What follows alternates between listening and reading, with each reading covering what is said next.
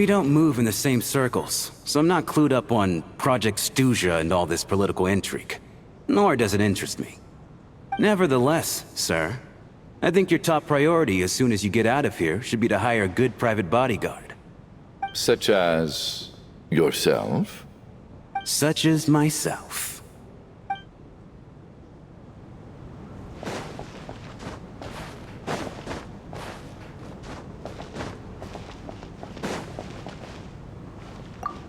You seem to be very comfortable taking charge, Major.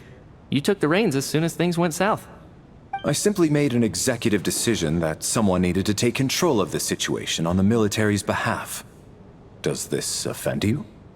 No, quite the opposite. We feel much safer for it. By the way, what does Major mean exactly? Is it a pretty high rank?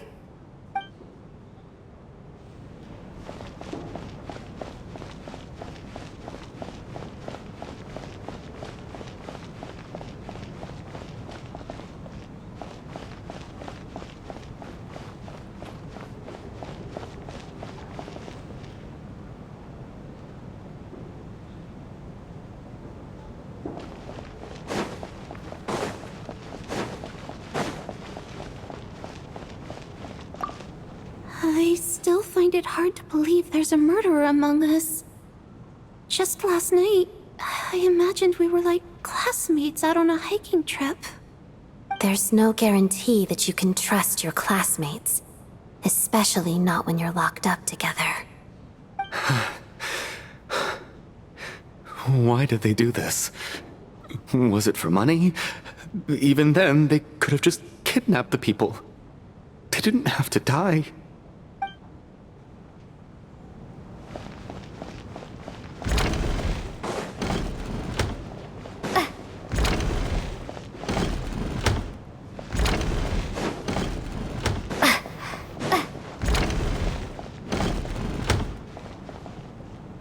You're right, that was my bad. It was a knee-jerk reaction. I didn't think it through. Luckily, no one suspected my identity. Oh, phew. It's just you. I thought someone was eavesdropping. Since Vodianitsa and I were on the same page earlier, I think I should share my thoughts with the Rokot members first.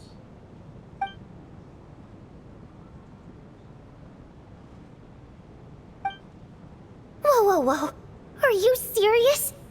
I don't know if this counts as gossip, but it's definitely on track to be the juiciest this whole year. Odette? Really? Odette? Oh god, how dumb does this make me look? Lelek has been right under my nose this whole time, and I didn't notice a thing. Actually, it's exactly what you'd expect. Sometimes, hiding in plain sight is the best strategy. And now that you mention it, the more I think about it, the more sense it seems to make. It all adds up. What are we up to now? 1, 2, 3, 4... Odette's identities. She's my coworker, specifically a ballerina, and also a Fatus, a member of the Rokot. Now, Lelek. It must be so exhausting. I just want to give her a hug. I guess since I've always known her as a member of the Fatui, it never even crossed my mind that she could be involved with the Rokot, let alone be Lelek. I don't understand. If she's with the Fatui, what reason could she have for being so opposed to Project Snezhnaya? Probably best if you ask her that in person. Well, since you waited until now to bring this up instead of announcing it to everyone earlier, does that mean we're all on the same page here? Yeah. Lelek may not follow orders from the Rokot leadership, but as far as I'm concerned, she's never crossed the line. If anything, her actions benefit the poor. We need to confront her face to face. Do you think she'd really admit to being Lelek? I don't know. We'll have to see how it goes. For now, we'll work on the assumption that she didn't kill anyone, and see how much she's willing to tell us.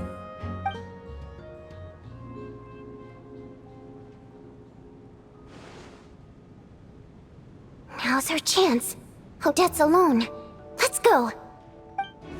Hey, Odette. What is it, you guys? Shh. Keep your voice down. We need to talk. So, you're Lilac, aren't you? Alright, fine. You don't have to say anything or explain yourself. Just hear me out first. None of us believes you kill innocent people. Whoever murdered those 2 people last night, it wasn't you. The Traveler was the first to figure out your identity, but she kept quiet during the discussion just now. Still, it's clear where the group consensus is heading. Everyone believes Lilac is the culprit. If your identity is exposed, you'll be in a really bad spot.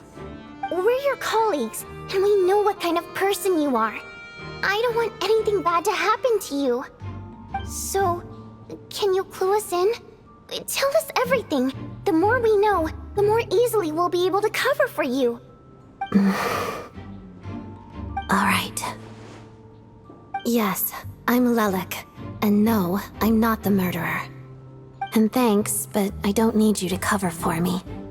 Actually, I'm planning to reveal my identity. Huh? You're gonna reveal that you're Lilac? Here? That's right. I'll admit I was surprised at first when Chuganov guessed that I was here. It was just a lucky guess, but it caught me off guard. But after taking some time to assess the situation and confirm where everyone stands, I don't believe I have anything to worry about. Are you sure you don't need a second opinion? Given the circumstances. Mr. Valeri! What?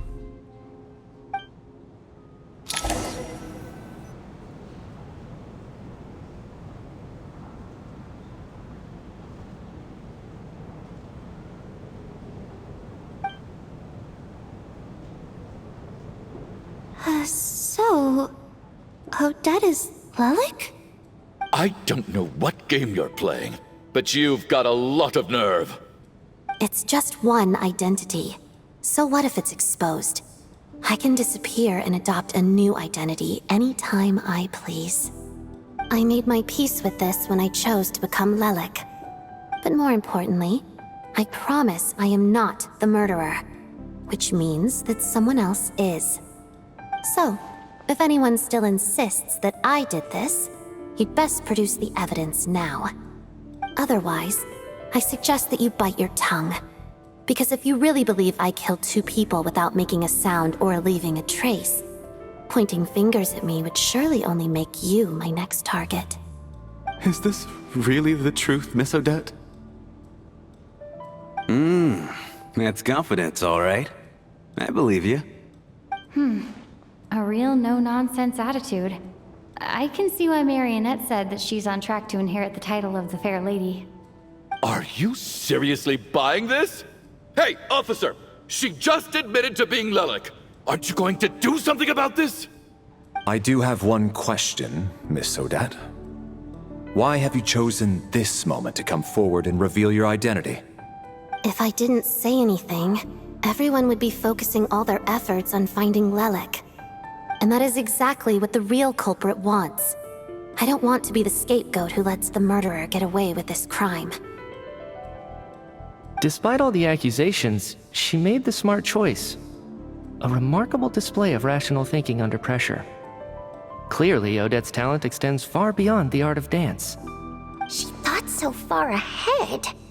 Ugh, why do I always feel like I'm one step behind her in everything? You've convinced me. Dealing with the murder case remains the top priority right now. Let's put the name Lilac and all related incidents aside until further notice. Nevertheless, the group still considers you the prime suspect. I assume you have no quarrel with that, Miss Odette?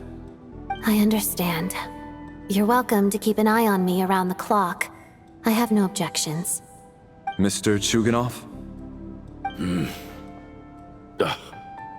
For my wife and daughter's sake, I'll let you off the hook for now. But don't think you're forgiven for breaking into my house and threatening me. Just wait till we get out of here, Lelik. We'll settle the score then.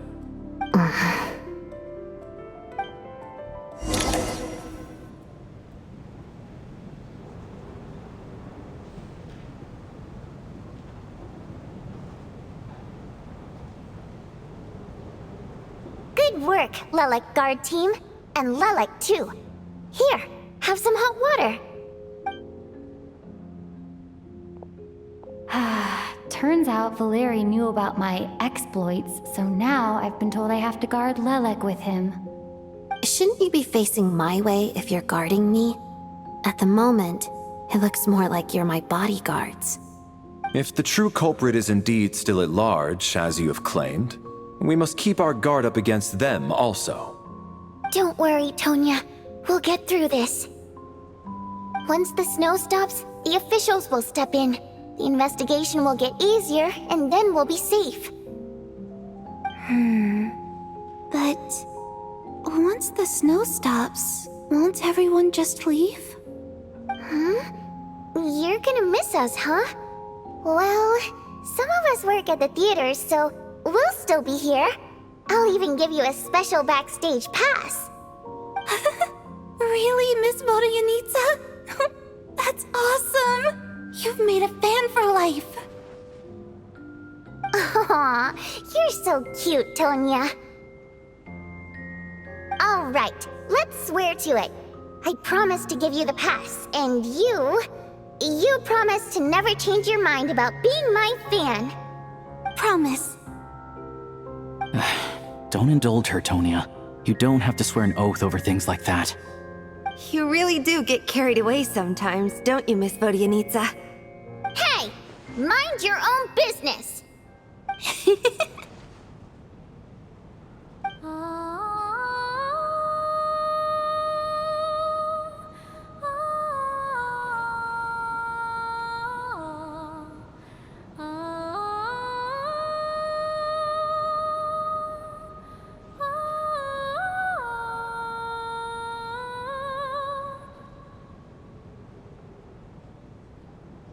Don't be nervous, Miss Water Imp. Everyone's here. There's nothing to be afraid of. Excuse me? Do I look nervous? Don't be ridiculous. No. You sound nervous, lass. Oh. Wait, but how... Okay, plenty of people know that I'm a water imp, but still... How come you understand our primary mode of expression? Primary mode of expression. I've not come across that concept before. Do enlighten me, Vodyanitsa. Well, it's just... We water imps tend to communicate our emotions to each other by singing, rather than facial expressions. The emotions we convey through song take precedence over our facial expressions. So, we think of it as our primary mode of expression. I'm impressed, Shram. I didn't take you for a man of culture, but you're clearly rather learned. It's not about being cultured or not. The thing is, this mode of expression can usually only be understood by other water imps. It's not a simple case of a song sounding happy or sad. And yet, you're clearly human, Mr. Shram. It's really not the big deal you're making it out to be. I think I just have a knack for it. Plus, I have a... very close friend who's a water imp. A delightful lady. But keep that a secret. Anyway, we spent so much time together that before I knew it, I noticed I could understand her expressions. Oh, I guess that makes sense. Still, the fact that you have a water imp friend is even more surprising. I'd better watch what I'm singing when I'm around you from now on. Hey, what are you implying? You're not secretly insulting the audience in your songs, are you? Heavens, why would I do a thing like that?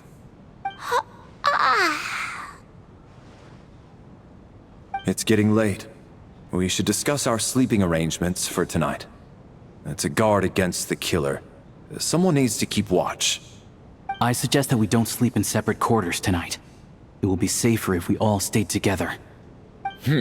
As long as someone keeps an eye on Lelik. I'm quite sure we won't have any trouble. Are you saying that you wish to bet your life on Miss Odette being the killer? Nonsense. Of course not. Then I propose the following arrangement for tonight. The Traveler, Odette, and I will form the Night Watch. We'll sleep in shifts, but 2 of us must be awake at any given time. An excellent idea. This allows us to handle the Night Watch while also keeping an eye on Lelik. Meanwhile, the rule of taking shifts in pairs resolves the other issue. Namely that we can't necessarily trust the Traveler or Valeri either. I expect that plan took you quite some time to come up with, didn't it? Actually, our field combat manual outlines a similar approach. Although the scenario there involves guarding prisoners overnight during field operations.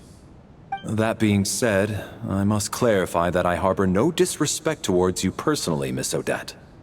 In fact, Lelik's numerous covert operations make fine textbook examples for military agents. I care less about respect and more about the fact that you just robbed me of 2/3 of my sleep tonight. I'm calling dibs on being the first to rest. Good night.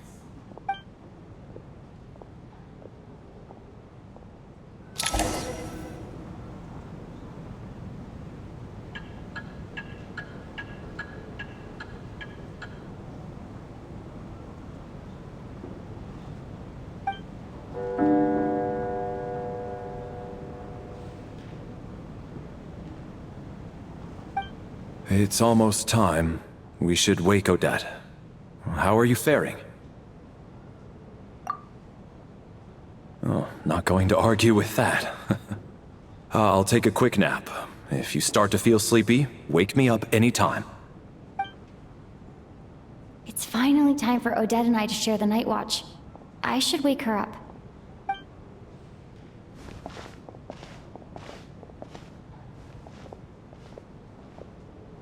I came here to get information from her in the first place. Maybe I should think about what questions I want to ask before she wakes up. How long are you gonna keep staring at me? Couldn't sleep. My mind's been running haywire. Plus, there's something I've been meaning to talk to you about. I had a hunch that you wanted a conversation too. Let's take this chance to clear the air, shall we?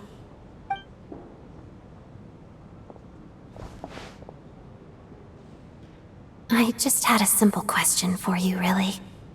It's, Rosaline. In her final moments, did she have any last words or anything? I see. Well, that was all. I have no other questions. No. She was utterly ruthless in pursuing her goals. That kind of person should be hard to miss. And yet, even though I never approved of her methods, and she was an abrasive person, the fact remains that I am indebted to her. Oh, she told you. I guess that makes sense. I think she and Rosaline were on pretty good terms. Yes. Rosaline wasn't the kind to gossip about this sort of thing. Not that it's any huge secret to me, though. When I was a child, I had to join the Fatui for the sake of my mother and me. I trained under Rosaline. It was extremely grueling, and it didn't exactly come naturally to me. All I could do was try to ignore the biting cold and practice. I was a newcomer who'd managed to make a good first impression on a harbinger. There was pressure to live up to her expectations, to be worthy of the fair lady's reputation. Every day was a struggle against the cold, pain, and fatigue. And most nights, I struggled to fall asleep. After enduring all that, I've become almost immune to the sensation of pain. I suppose that was the cost of survival. Surely, any child who had to experience that would grow to hate her lot in life, don't you think? So, I put an equal amount of effort into my ballet. Because in my young mind, that was the only way to defy my fate. It was my way of telling her, the Fatui's demands and your expectations of me are not what I wish for.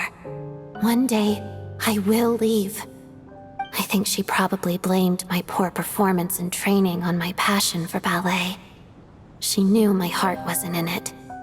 One time, when I was secretly practicing a dance at night, she suddenly showed up. I knew she was there to catch me red-handed. I told her, "You don't deserve to watch the dance I learned from my mother." She looked stunned. I guess she was surprised that I lashed out first, before she had the chance. But strangely enough, on that occasion, she wasn't fierce with me like she was during training. Instead, she fell silent for a moment, and then left. After that, she never interfered with my dancing or asked me how it was going. She never came to watch me dance again either.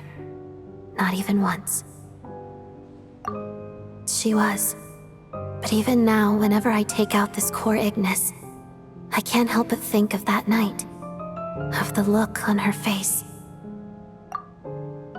Sort of. Although gift might be too kind a term. This is her flame sealed within ice. A symbol of her favor, yes, but also her way of keeping an eye on people. She knew the location of every piece of core Ignis. If any recipient started acting suspiciously, she'd be on to them immediately. Trust her to make even a mark of approval feel suffocating. So, when news of Rosaline's death reached Snezhnaya, many people immediately crushed their core Ignis. It gave them a profound sense of relief, like they'd broken free from her shackles. But I kept mine. With my sensitivity to pain being as dull as it is, the warmth from this core Ignis is one of the few things I can still feel clearly. I still wonder, did she really come to stop me that night? I wasn't sure, but I was scared, so I said some really awful things. I guess she didn't leave anything behind. Not that I expected her to. It's fine. It's just a bit of a shame that we couldn't settle our differences before the end. She did. Are you sure she was talking about this event? Huh. No, she didn't. I didn't even find out that she'd gone to Mondstadt until a while after she'd left. Wait, in that case... Okay, I will. Thanks for letting me know. There's something I'm trying to figure out. I'm beginning to suspect that Paimon's mystery illness is being caused by the energy research behind Project Snezhnaya. Paimon's very important to me, so I have to get to the bottom of this. I figured that since you're Lelek, you might know something about all this. The ultimate goal of this energy experiment is to create a weapon for the final battle. The weapon's construction was completed in Nodcry. Now, all that remains is to arm it with a sufficiently powerful energy.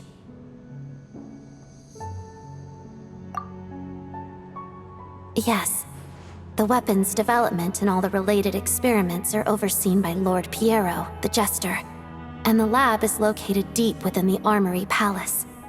I'm not sure why this experiment would be making Paimon feel unwell, though. The best way to get to the bottom of it would be to go there in person. Once we get out of here, I'll help you apply for an entry permit. And I'm hardly the organization's proudest member, as you know. You answered my question about Rosaline. I want to do you a favor in return. It's that simple.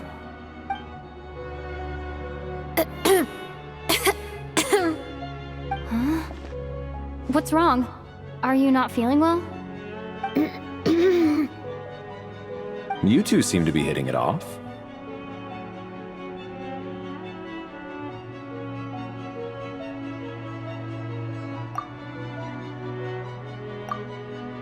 I thought you were sleeping.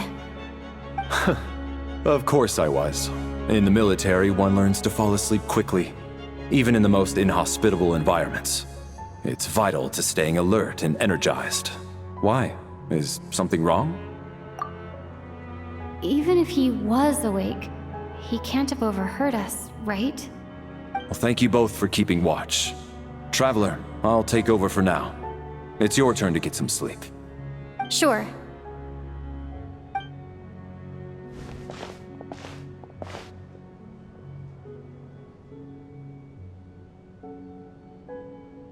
This is our second night here, but at least I found out a little more about Paimon's condition. I hope she's been sleeping well the past couple of days. Huh. Why do I feel like I'm being watched? Seriously? Is this payback for when I stared at her earlier? But I thought she was asleep.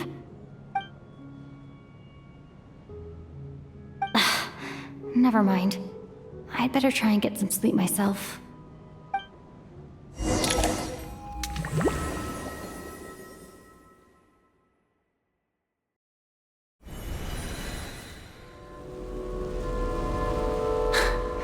Hey, what are you spacing out for? Are you reaching your limit too? How long have we been walking for? Do you remember? Time's lost all meaning. Ever since we noticed that thing above our heads. What was it called again? A star key? Or key star? Anyway, the person who named it was swallowed by the black mist. Whatever it's called, ever since we noticed it, we've been walking up and up, hoping that as long as we reach it, we can find a way out of this place. But it seems like no matter how far we walk, we never get any closer. Well, we've come this far. You never know. Maybe we're almost there? Come on, enough moping. Let's go. The black mist is catching up.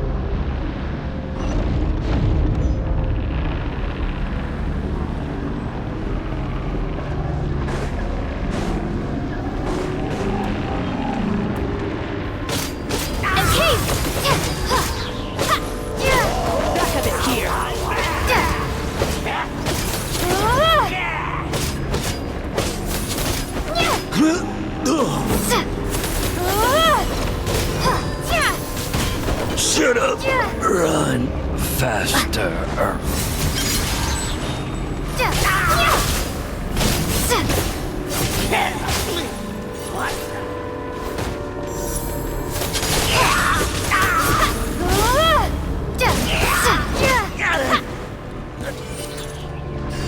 Monsters! Watch out! Not again! I've lost count of how many times we run into them. Be careful. Here they come again! Get ready! Gotta run. What the? What the? What the?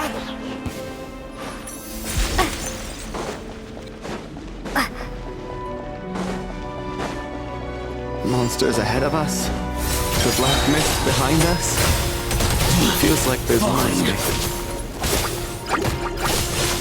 Should've run faster.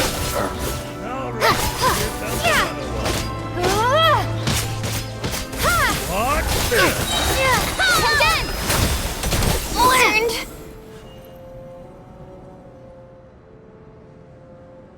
Are you hurt, Coolish? No.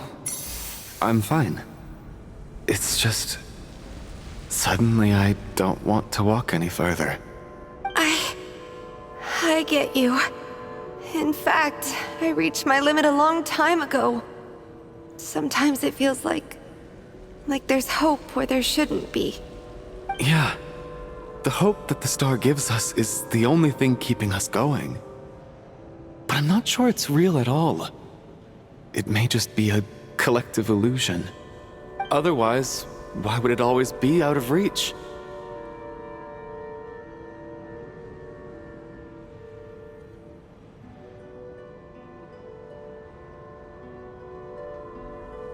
We know you mean well, but you're only saying that to try and encourage us to keep going, aren't you? Thank you, friend. But enough is enough. Please don't give me any more false hope. Hope is poison in this place. You're going to continue, aren't you? I admire that. I've given up, but I wish you the best. May there come a day that you catch up to the star and leave this godforsaken place.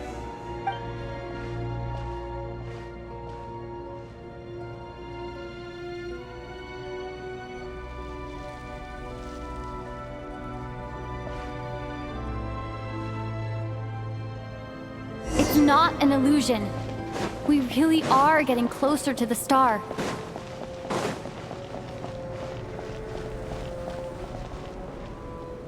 Congratulations. You're the first person to make it here.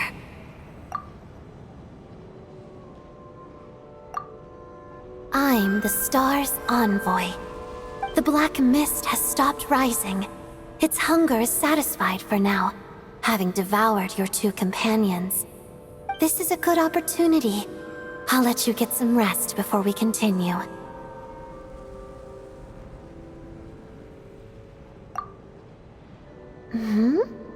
What do you mean, leave? The star represents the starting point. It's the waypoint for the beginning. Congratulations on reaching the starting point. Once you are ready, we will head out and walk upwards. I will be right by your side the whole way.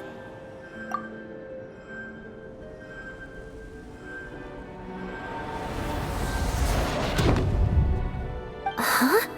What's wrong? Hey, don't give up before the journey's even begun.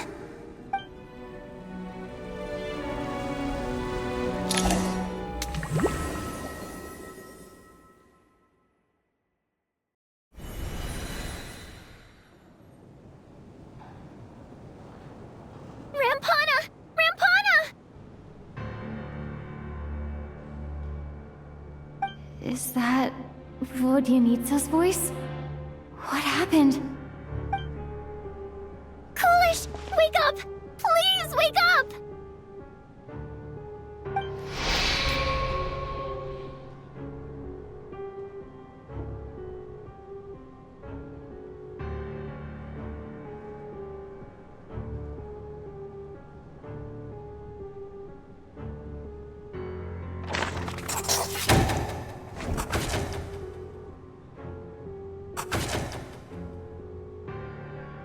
The situation is identical to that of the 2 casualties yesterday.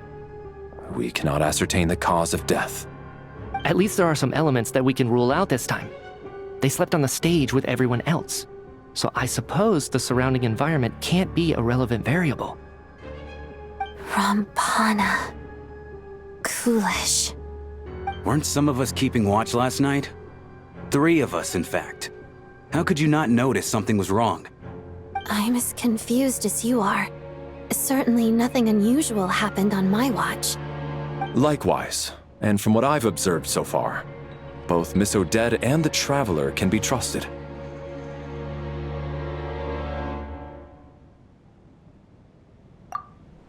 To be honest, I didn't get a wink of sleep last night. I couldn't help but think I was the target, so I just laid there with my eyes closed. I heard the Traveler and Lelik chatting, but otherwise I don't recall hearing any commotion during the night. Me too. I didn't want to wake everyone up, so I was concentrating hard, trying not to cough. I hardly slept at all. If anything had happened, I'm sure I would have noticed. Then, what could possibly be causing this? Once was bad enough. I can't believe it happened again. I worked closely with Rampana and Coolish for so long. I never imagined that one day they'd... And on the stage of all places... Florianitsa... 4 victims in just 2 days, and we still don't have a single lead. I need to get to the bottom of this as soon as possible. And above all, keep Tonya safe. I'd never be able to look Child in the eye again otherwise. Still snowing? Yes, I just checked.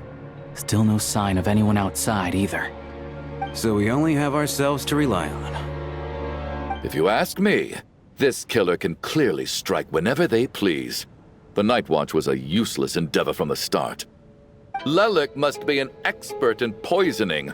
Clearly she used some poison that can't be detected on the corpse. Here we go again. Listen, I was already thinking to myself last night, was Lelik's reason for revealing her identity the real story? Well, now I have my answer.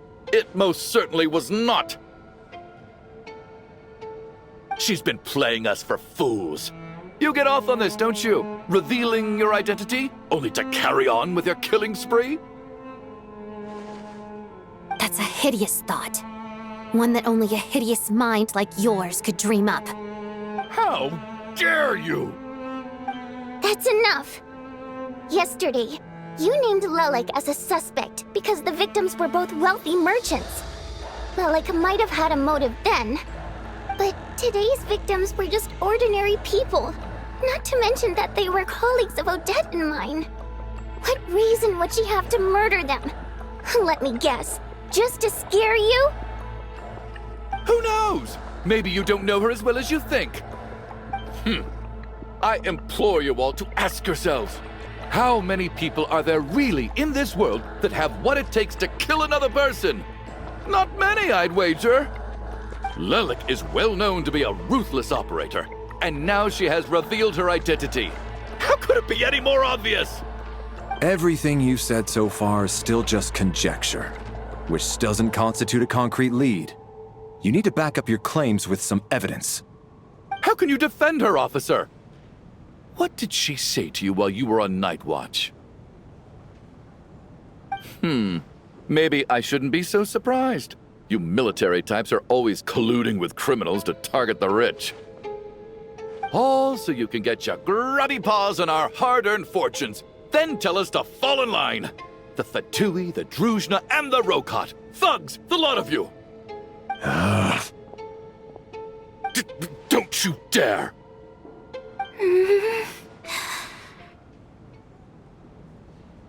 Sir, but... You were the one who told us not to stop other people from expressing their opinions yesterday. 4 people have already died. Only yesterday I was chatting with Mr. Coolish. Then we woke up in the morning and he's... Turning against one another is the last thing we should be doing right now. Little girl. Even if Mr. Chuganov is a puffed-up, pig-headed windbag who doesn't have a clue what he's talking about, he's still one of the victims here, isn't he?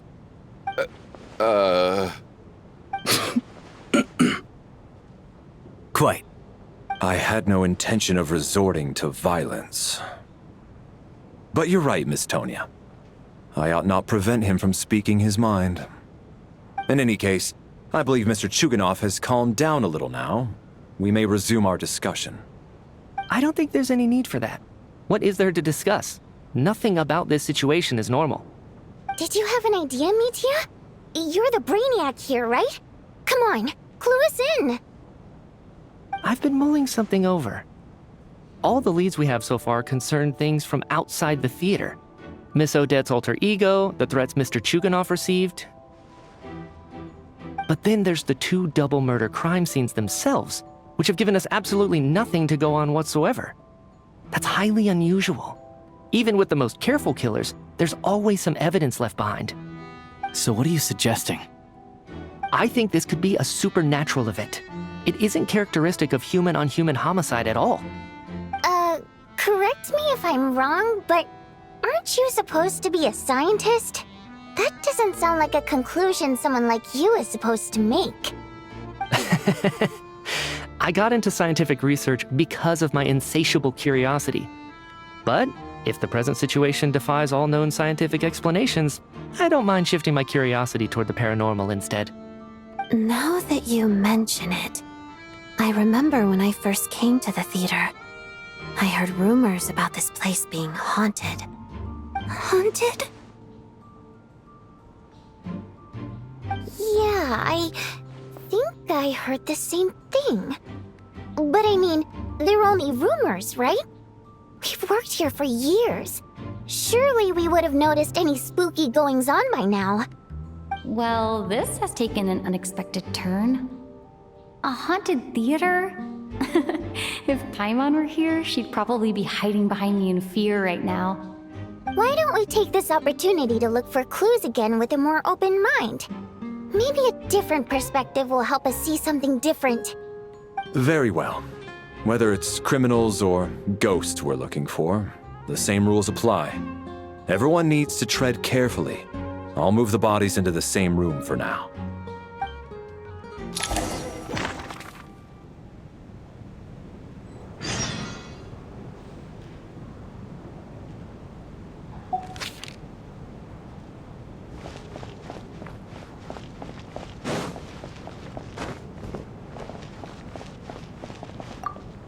I need to think very hard about whether there's anything that ever needed hiding. After all these years, there must be some things even I've forgotten about.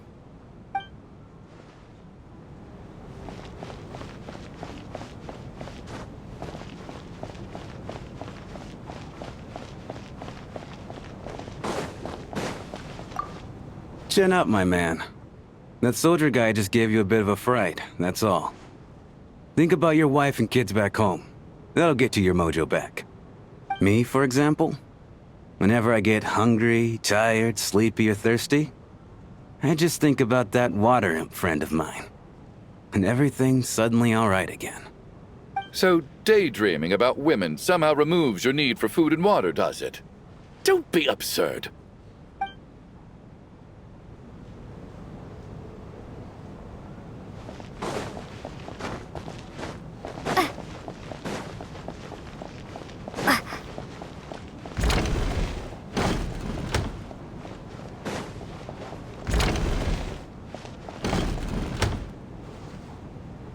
Valeri, come take a look at this. You too, Traveler. Some sort of notebook. What is it for? It's the on-duty logbook for the theater.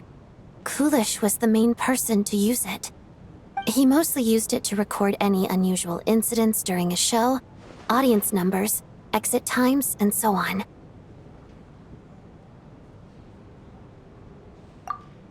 Yes, He'd always have this logbook with him when he checked tickets at the entrance. This should confirm a lot of key details about the recent show. So, you find anything unusual? Yes. The number of people. I've checked and double-checked, but the numbers just don't match what's recorded in the logbook. Apparently, we have an extra person among us. Are we certain that logbook is accurate? Could someone have sneaked in without buying a ticket or something? Unlikely. Coolish took his duties very seriously. I've rarely seen any errors in his work. Not to mention that this was a dress rehearsal, meaning smaller audience numbers and tighter ticket restrictions than usual. Everything would have been well within his control.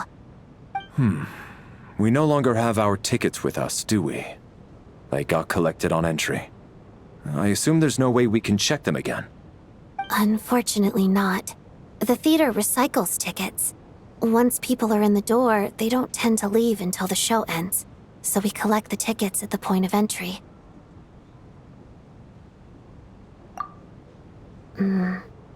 Still, I'm inclined to believe that this discrepancy in the head count is significant somehow.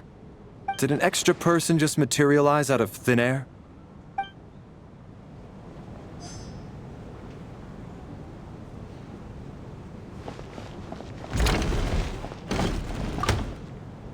Did an extra person just materialize out of thin air?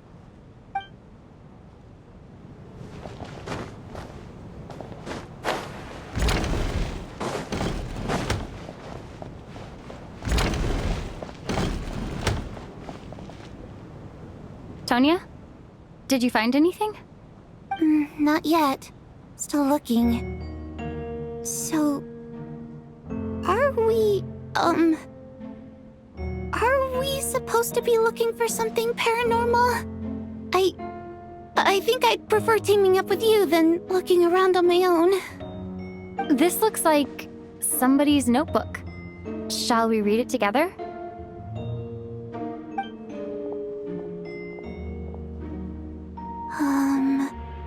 Well, it doesn't look scary or anything, so I guess it should be fine.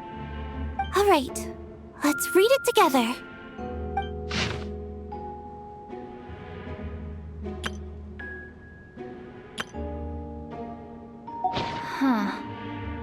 This has to be Vodyanitsa's writing, surely. Maybe it's a little rude for us to peek at this. I feel like I just read someone's secret diary by accident. It sounds like she's writing this for her parents, right? I don't understand. Why put this stuff in a notebook instead of mailing it in a letter? Because her water imp parents belonged to the aristocracy, who were driven out of Snezhnaya by the Tsaritsa long ago. And now they live somewhere new, where the postman can't get to. We're sorry! It's fine. My fault for not storing it properly. I can't leave things lying around and expect them to get ignored when everyone's scouring the place for clues. All right, give me my notebook back. I'll take over the investigation in this room.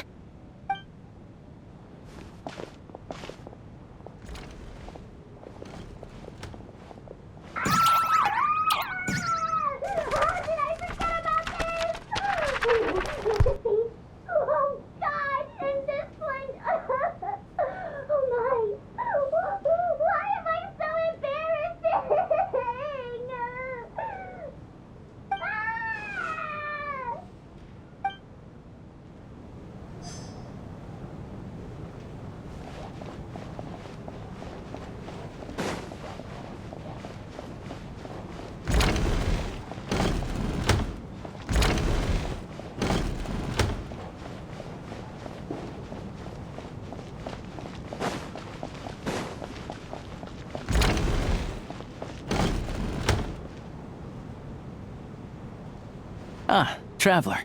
Since you're here, come take a look at this. Alosha found it. We're both curious to hear your perspective. It appears to be an investigation report. And the focus of the investigation was the rumors of haunting we heard about earlier.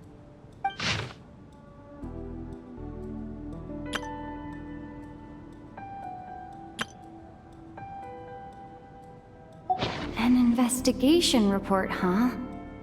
Looks quite old. Huh.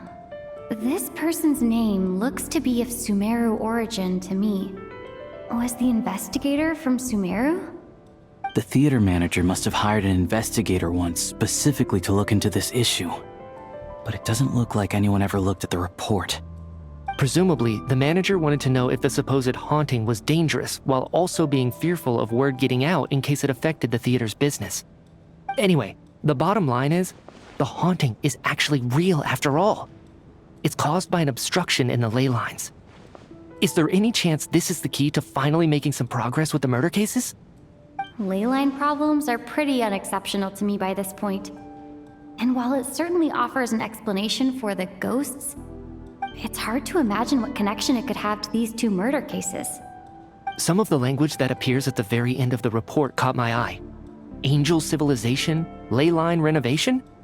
My area of research doesn't touch on any of that, so it's completely outside of my wheelhouse. Huh?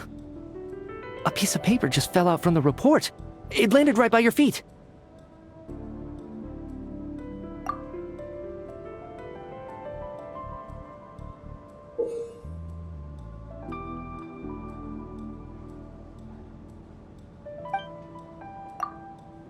How unnerving.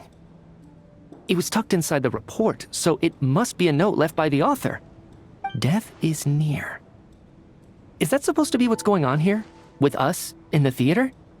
But if so, how did the author foresee it? Could he predict the future somehow? Maybe things are more complicated than we thought. No, wait a second. If we take the report and the note at face value, they completely contradict one another. The report definitively concludes that the hauntings in the theater are harmless and cannot affect the real world. But the note seems to be warning of potential danger. The question is, what exactly does the note mean by death?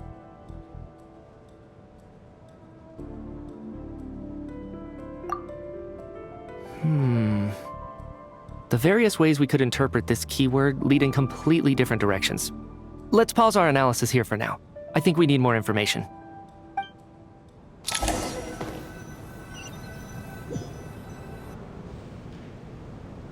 If we take all this together, it's not impossible, is it? If anything, it's the natural conclusion. Oh, I beg to differ. This sounds to me like a product of a researcher's vivid imagination. And perhaps it's because I'm still viewing this through the lens of a typical murder investigation.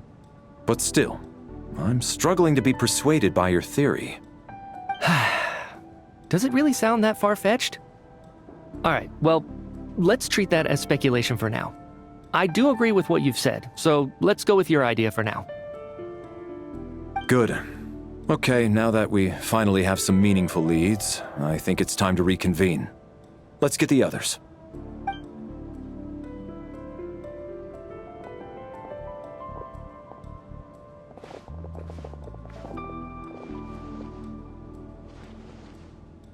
So, that's about everything we've discovered so far. I'll share my theory first. Based on what we've learned from the logbook, I believe the extra person among us is most likely the killer. If the killer had simply bought a ticket, it would have greatly increased the risk of their identity being exposed. I expect he or she either hid in the theater ahead of time, or found a way to slip past the ticket inspection. They then blended in with the group and waited for an opportunity to strike. What about the note found in the investigation report? Any thoughts on how that fits in? The killer may have simply planted it there as some sort of sick joke. I've seen my fair share of psychopathic killers. They love playing cryptic mind games. So, it has nothing to do with the haunting of the theater after all. This theory makes sense to me. If we have an audience member unaccounted for, chances are they didn't come here to watch the show. Could it really be that simple? So, in other words, all we have to do is find out who got in here without a ticket, and all our problems will be solved? Then let me make one thing clear. All the theater staff should be well aware that I came here for the rehearsal legitimately, yes? There's no way I'm the one who didn't have a ticket. It's true. I hear you used every trick in the book to get a hold of that ticket, too. Everything short of throwing a temper tantrum and rolling around on the floor at the entrance. I most certainly did not degrade myself in such a way. Probably a stupid question, but I might as well ask. Did anyone here get in without having their ticket checked? Guess it was naive of me to expect them to just admit to it. Especially after the unprompted Lelik reveal. Once was already a miracle. Twice would be unfathomable.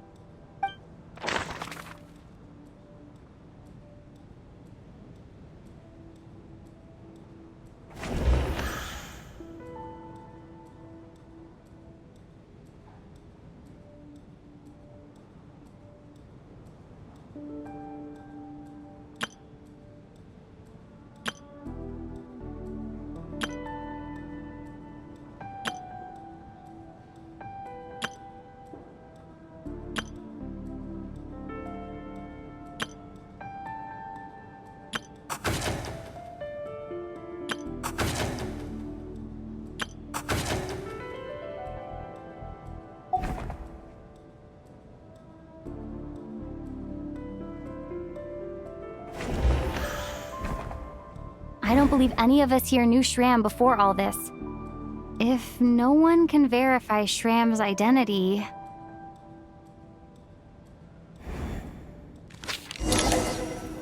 Mr. Shram, did you really go through the ticket inspection to get in here? Huh? Me? Why am I being singled out, my friend? Do I seem that suspicious? It's not that you stand out as suspicious, more that everyone else has been ruled out as trustworthy. Okay.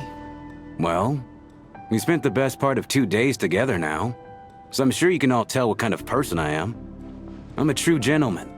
I never dream of doing something like sneaking to the theater without a ticket. Yeah, I have no doubt that you're a good person. But the problem is, none of us here actually know you, so no one can say for sure that you are who you claim to be. Although, actually, what was it you said last night? Yeah, you're friends with that water imp, which is why you understand our primary mode of expression. Last time I checked, there were barely any of us remaining in Snezhnaya, since most of the water imps left. Could you tell me a little bit more about your friend? There's a good chance I actually know her. And I suppose it's also kind of a way for everyone else to get to know you a little better.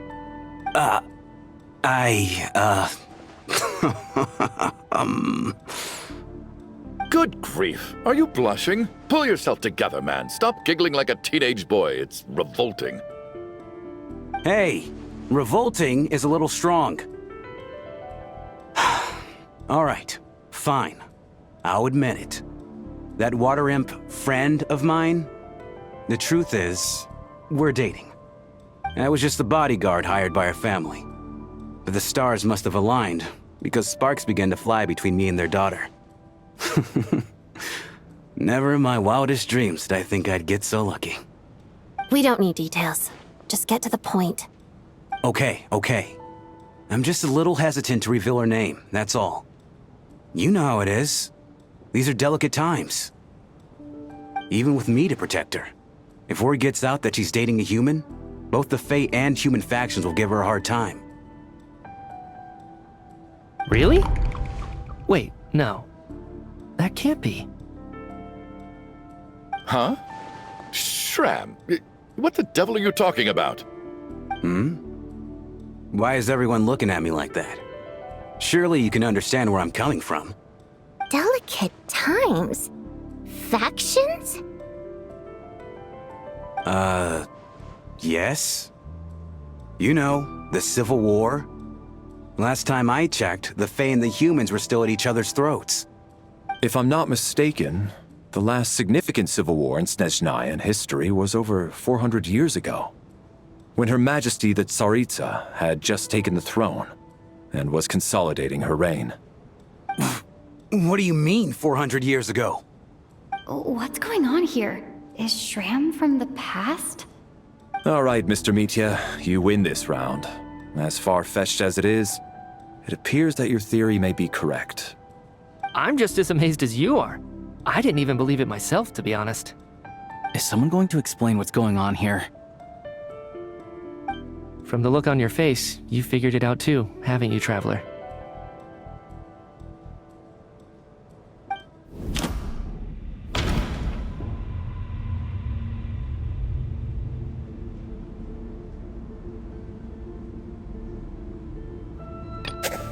That seems to be the case. Shram's the extra person, but there's no way of learning his identity from this clue.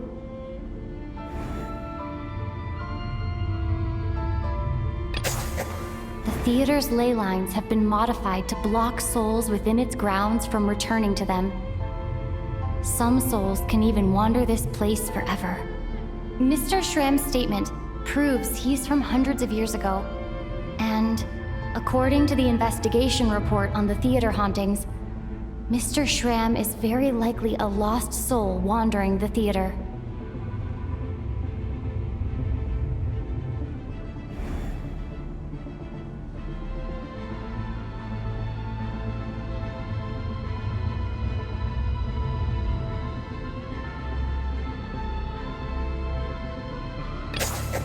For some unknown reason, the soul that has been wandering the theater due to the ley line issues has joined our group and blended in.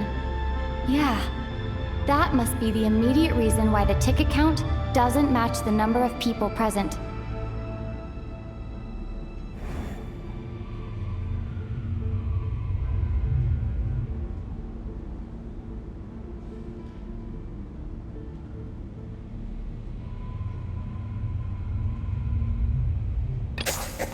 The contents of the investigation report have been verified. There are indeed ley line issues and wandering souls in the theater. Death likely symbolizes the deceased. Mr. Shram, for instance. Death is near. That must mean that there's a dead person in our midst. That's the truth, isn't it?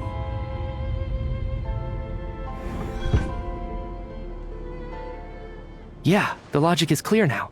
The investigation report said that there would be souls stuck wandering around the theater because the ley lines were cut off.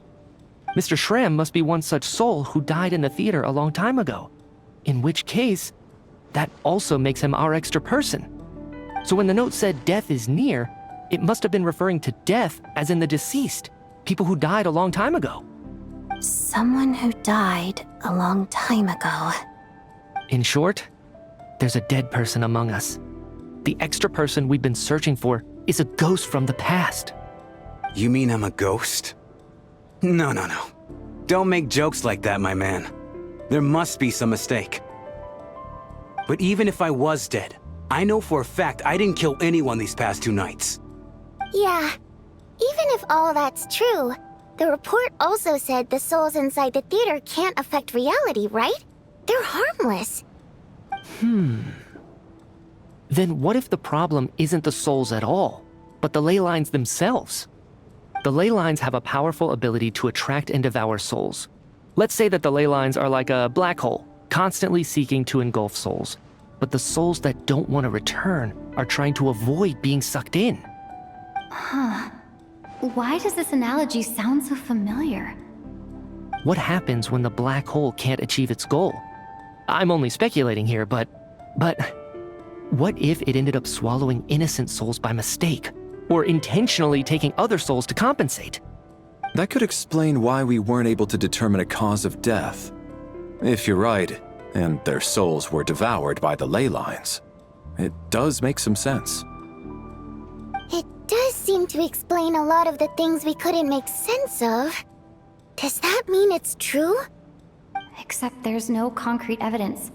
Mitya is relying on a lot of logical leaps. Still, it seems like the best explanation we have under the circumstances. All right, so how could Shram not know that he's dead? Seems a little unlikely that he hasn't noticed anything unusual even after several days interacting with us. On the contrary, it's perfectly normal for a soul to wander the theater for centuries without questioning their existence or reason for being there. It's simply what's natural for them.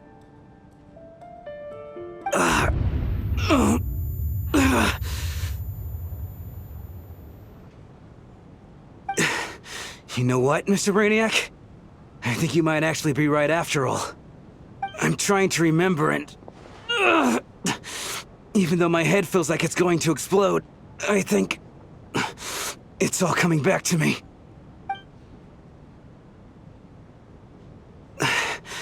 I was the one who didn't want to remember my own death, so I forced myself to forget. Well, I'm sure those are painful memories. My lady and I snuck out to go on a date one day. We bought tickets for the theater. It wasn't really my thing, but I was just happy to be together. All of a sudden, a group of people burst into the theater, shouting for all the water imps to get out, performers and audience members included. It was clear the conflict between humans and Fae had reached a boiling point. This time, the extremists were even coming after the water imps who had nothing to do with the war. I thought I could pull one over on them, so I took off my jacket, draped it over my lady, and tried to sneak out amid the chaos. But I got caught. They started shouting, calling me a traitor to humanity. But I was going to do whatever it took to buy our chance to escape, no matter how many people stood in my way. I had to, both as their bodyguard and out of love. It's all right, friend. You can stop there if you want. You don't need to dig all that up again. It's just...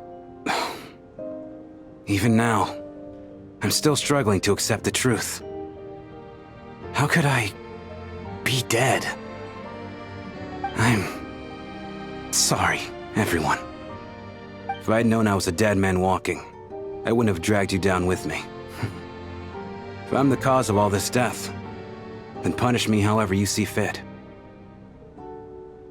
But, Mr. Shroom... No. I refuse to be a burden. I know what I have to do.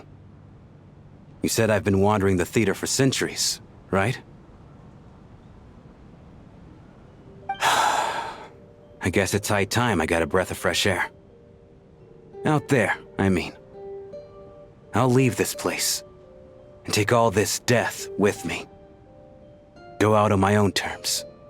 Mr. Shram, I'm sure we can figure out a different course of action. My good sir, we both know I'm not supposed to be here.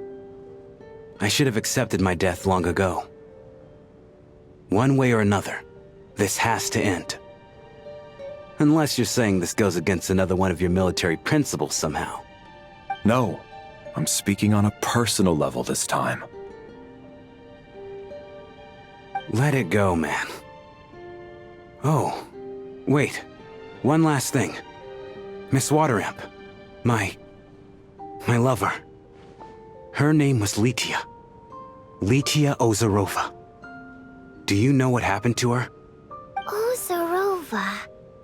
Oh, Auntie Ozarova. That's what we all called her. I remember her as a very kind elder. She had a bunch of kids, too. I'm so glad she survived. And she had lots of kids? Good. That's... good. I could hardly expect her to stay single just because of what happened to me, right?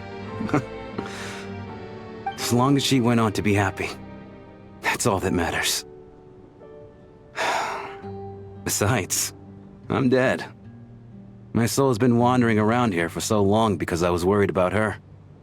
But now, I can go without regret. There's no need to see me off, my friends. I've enjoyed our time together over these past few days. Perhaps we'll meet again in the next life.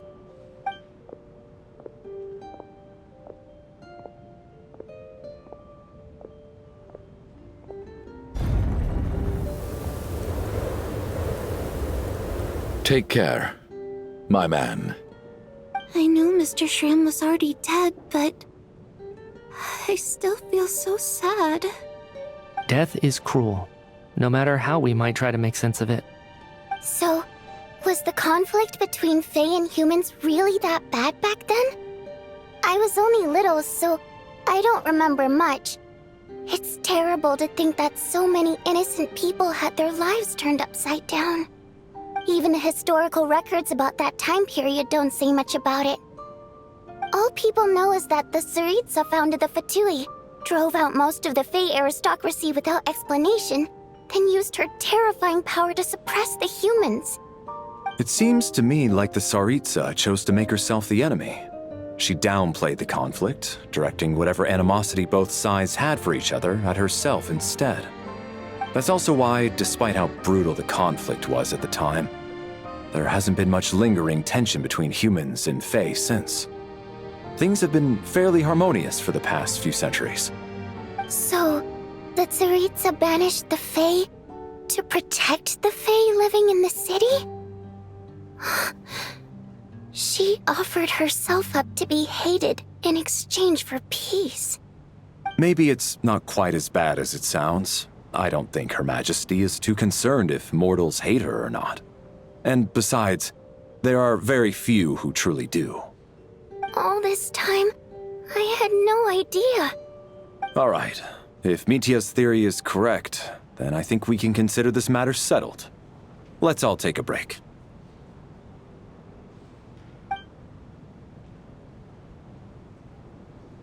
Ugh, if only this blasted storm wasn't still raging on.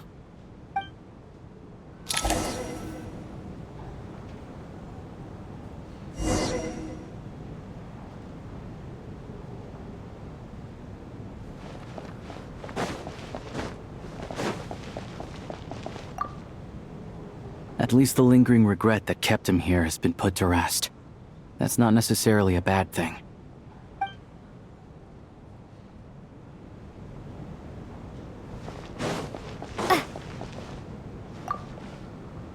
Well, at least it seems like Mr. Shram stayed optimistic until the end. The information he revealed, it's given me a lot to think about.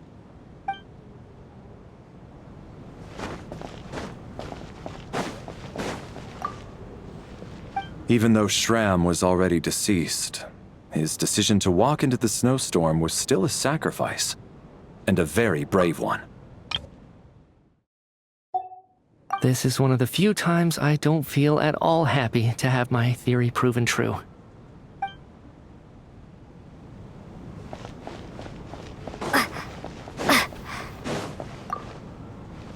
I was actually planning on hiring him as my bodyguard after we got out of here, you know. Oh, poor guy.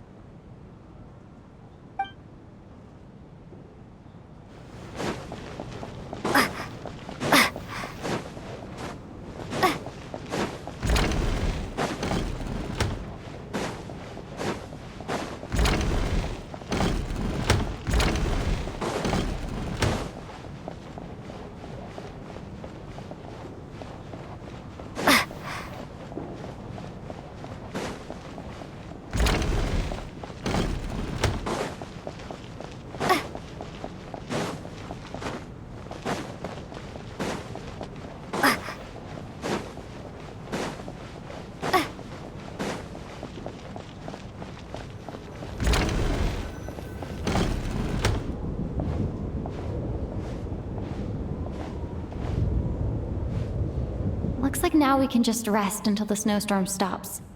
I still can't believe Shram turned out to be a ghost who'd been in the theater for hundreds of years. To think he was dead this whole time. What a strange turn of events. Knock, knock. Hmm? Knock, knock. You know the door isn't closed, right? You don't have to knock. Think of it as a signal then. When I'm entering someone else's room and I knock, I'm here as Odette. If I don't knock, it's Lelik. Thanks. So, why did you come to find me? Is there something I can help with? Vodyanitsa said you knew about my secret identity from the start. But when everyone was discussing who Lelik could be, you were worried that revealing what you knew would be unfair to me. So you kept it to yourself, right?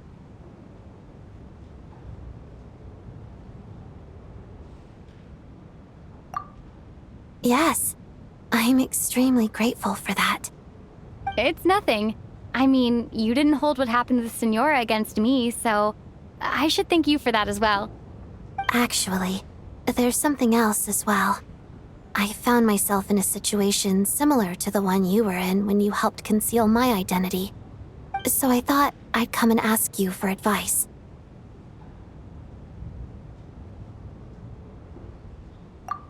It's about Mitya.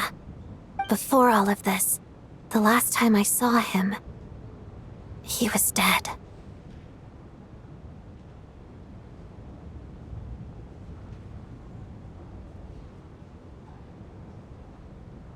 As I'm sure you know, my goal as Lelik was to stop Project Stuzha.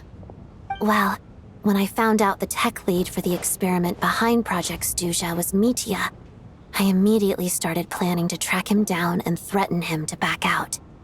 I often saw him around the theater, but I soon concluded that making my move there would risk exposing my identity. So I decided to infiltrate the Armory Palace and go directly to his lab. That way, the threat would be much more effective. Well, I suppose there was a bit of luck involved. But I am a Fatus, so I already had some familiarity with the building's layout. But when I finally made it to his lab, Mitya seemed to be dead.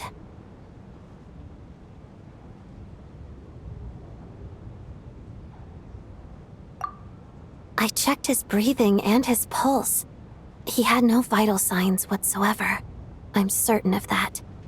I thought maybe another anti-Project Stuzha activist had beaten me to it, and chosen a much more brutal method, so I made myself scarce. That's why you were so on guard around Mitya that first night here. Yes. When I saw him sitting in the audience during the performance, I could barely contain the shock. To me, it was a miracle. Somehow, he'd come back from the dead. But then, the murder started happening and things got so complicated that it wasn't really at the front of my mind. That is, until Mitya himself said there must be a dead person among us. Then I couldn't ignore it any longer. And yet, you thought that bringing it up right away would single Mitya out, just like when everyone was suspecting Lelik. Exactly. I thought there could be something I was missing. Besides, we soon figured out that Mr. Shram was a ghost, and we knew there was only one extra person, so we thought he had to be the one. But now it seems like there's another candidate. I understand why you kept it to yourself. There was so much information being thrown around during that discussion. Bringing up Mitya would have just introduced more confusion. So, what do you think we should do? Let me confirm one thing first. When was it that you found Mitya dead? Around a week ago, sometime in the afternoon. A week ago? That's earlier than I thought. I saw him just a few days ago at a restaurant. That definitely would have been after you found him dead. He seemed completely normal to me, chatting with Vodjanitsa, trying to avoid Valeri. So he was definitely alive on that day. Huh. Well, all I can say is I know what I saw. Here's a thought. The reason we even suspected a dead person could be among us was because of the problem with the theater's ley lines. But Mitya's death happened inside the Armory Palace. The ley line issue affecting the theater shouldn't reach that far. You're right. I guess he doesn't fit the profile of the person we were searching for. I think the chances of it being him are very low. Surely he can't have died for real in the Armory Palace. Unless what? Unless he really did come back from the dead. You're right. Do you think we need to disclose this to the others?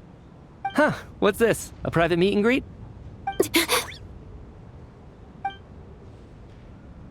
Where do I line up? That's not what's going on here.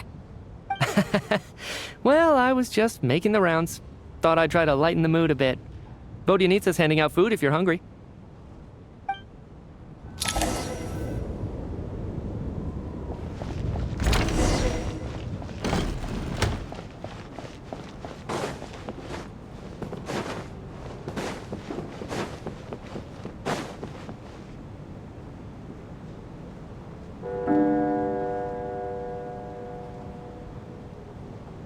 What is going on with this storm?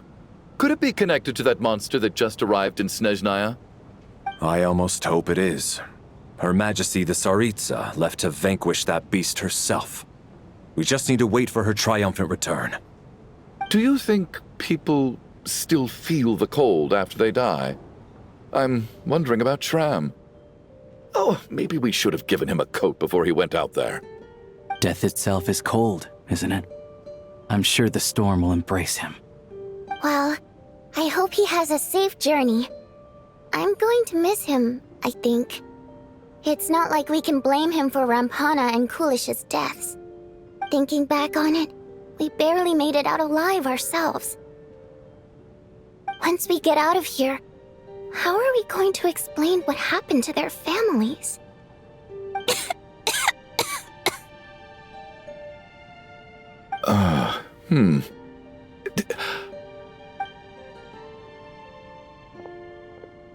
Are you okay?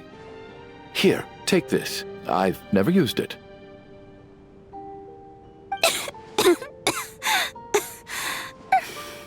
Thanks. Look who's Mr. Nice Guy all of a sudden. Is it because Tonya stood up for you this morning? At least you know how to return a favor. Yeah, without Tonya, who knows how badly he would have been hurt.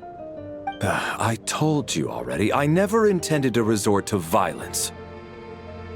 Duh, bunch of rascals.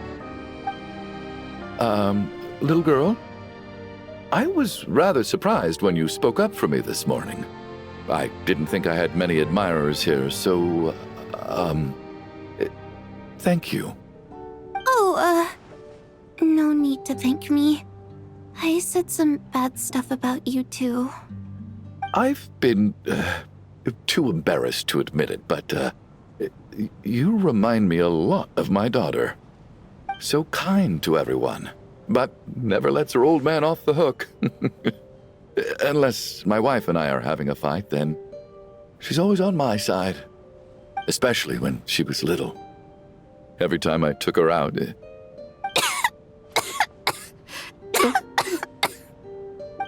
All right, easy now. How long have you had that cough, Tonya? I don't know. It's probably been a while. I'm fine. Are you taking anything for it? Yeah. I'll be fine once I see my brother. He's gonna pick some frost fairy flower leaves and brew a tonic for me.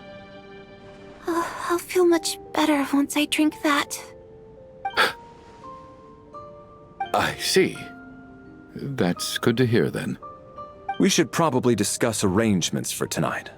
Now that the deceased has left our midst, there shouldn't be any more incidents. However, out of an abundance of caution, I'll keep watch. Shouldn't we take shifts? I can take one if needed. No need.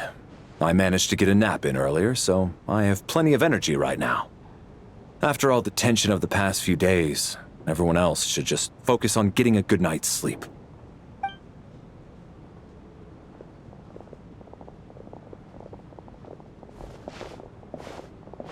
What a long day. This whole situation turned out to be way more complicated than I expected. But Valeri's right. I should just try to calm down and get some rest. The last thing I want is to give myself nightmares.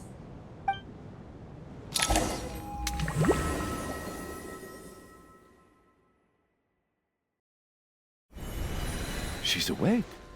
She's awake! Get over here, you big lug, and take a look!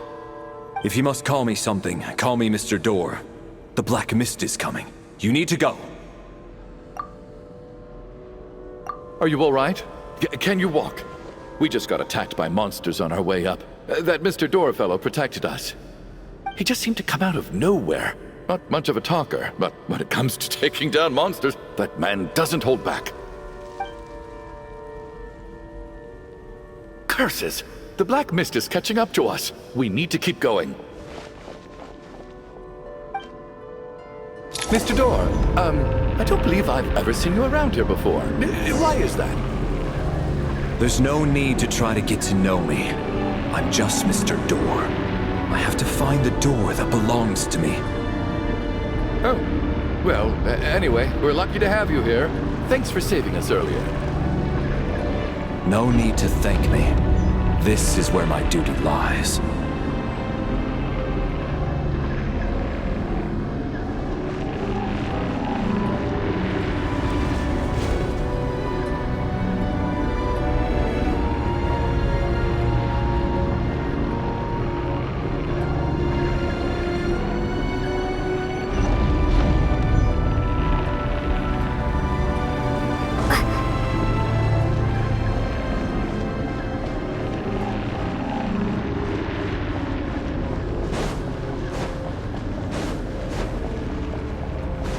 Mr. Door, Looking for trouble? get rid of them! I can just push these ones off. You! Having second thoughts?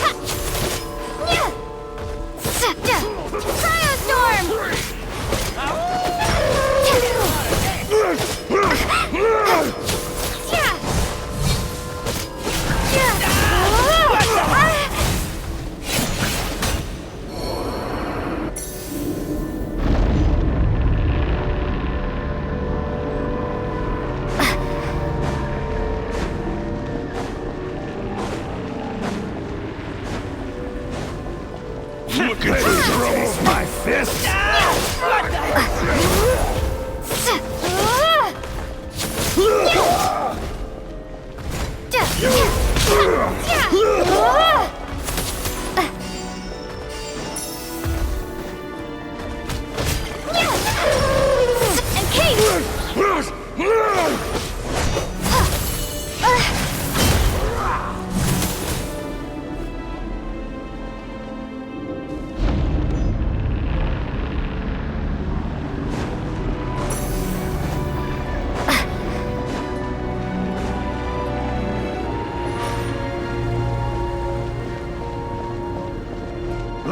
Who goes there? Looking for trouble?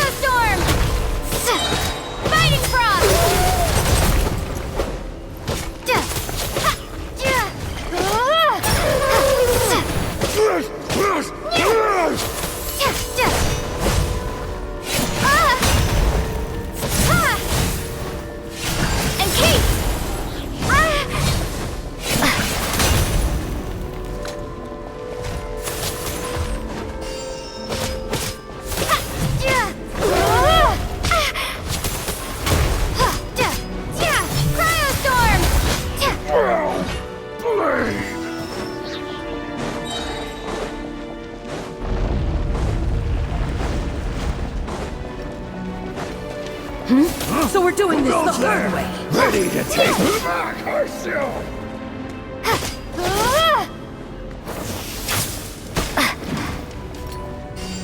And Kate! What's this?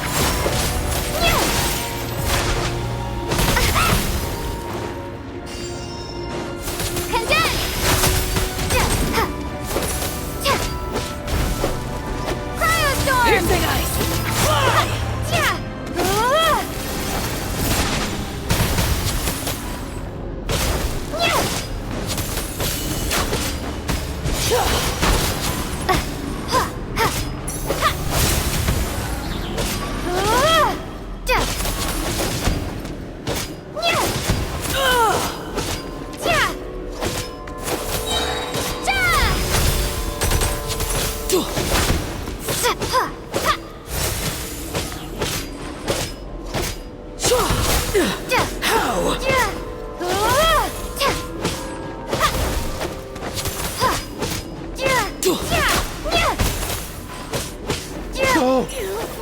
Remarkable work, Mr. Door. If I had your muscles, I'd do the same.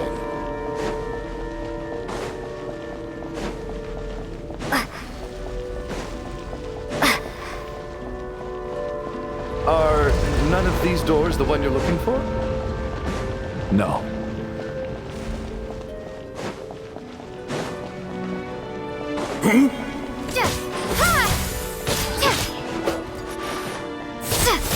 Frost! Sir!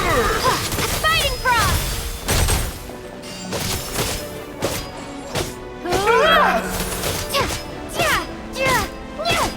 Encase!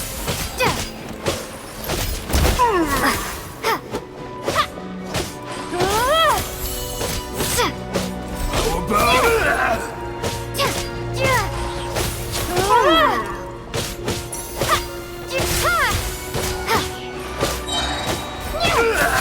Condense! Come no closer. By my command. How about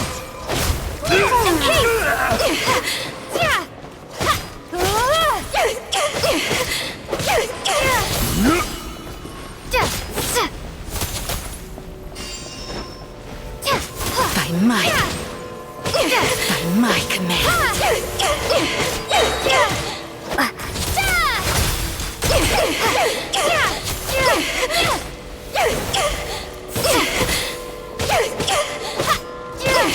How about this?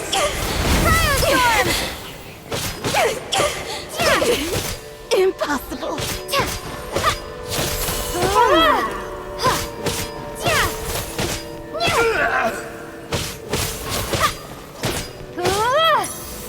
Encase! Condense!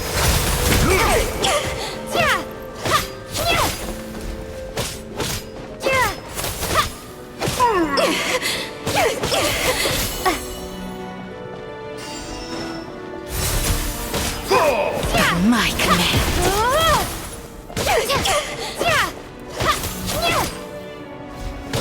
How about Impossible. Cryostorm! Fighting Frost!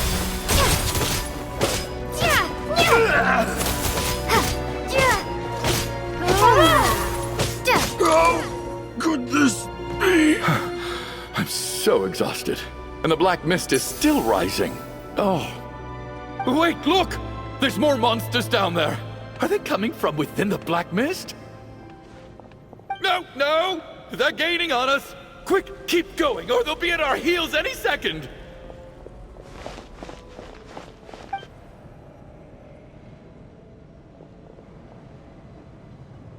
Mr. Door, what are you doing? We need to get out of here. They're coming! Found it. This is my door. What? You mean you're going to stay here? I am a door. This is where my duty lies. No! You saved us. We can't leave you behind. You must keep going. A door can only keep things out for so long. You must make haste. But... Oh, you're right. Let's go. We can't let Mr. Door's sacrifice be in vain.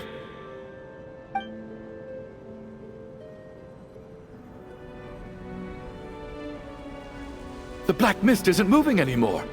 Looks like both the monsters and Mr. Door are gone. I didn't just imagine all that, did I? Surely I wasn't so scared out of my mind that I hallucinated a door as a human being. Oh, okay, good. There's no way we both hallucinated the same thing. Getting sleepy? Well, looks like we're safe for now. Go ahead. Let's get some rest.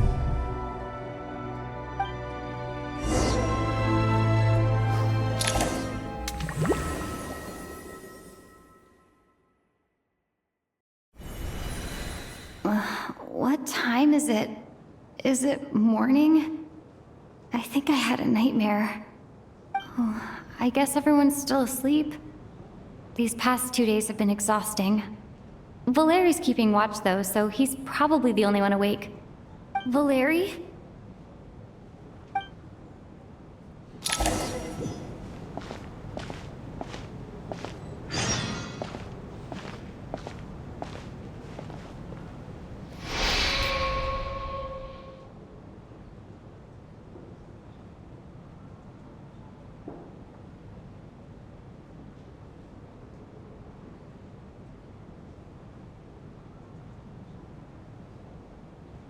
Wake up! Everyone needs to wake up!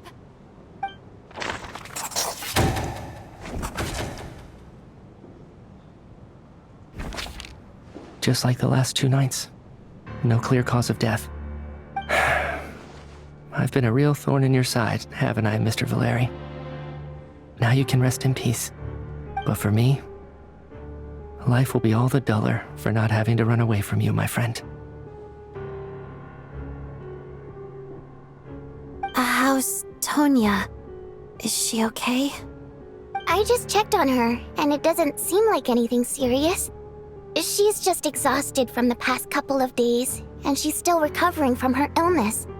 We should let her sleep a bit longer. That means Valeri was the only one who died last night. If Valeri was awake and keeping watch, it would have been impossible to kill him without waking everyone else up. That much is certain. This is so frustrating. Why has nothing changed since yesterday? I thought we already dealt with the dead person causing all this. Actually, one thing has changed. There's only 1 victim this time, not 2. Does that mean...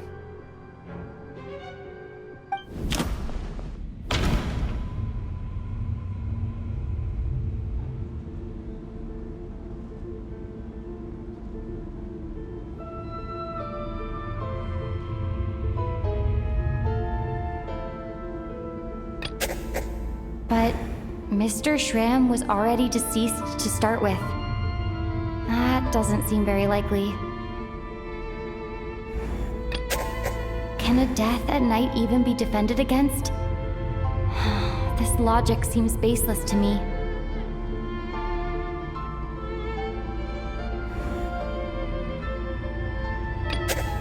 No similar cases have ever been confirmed.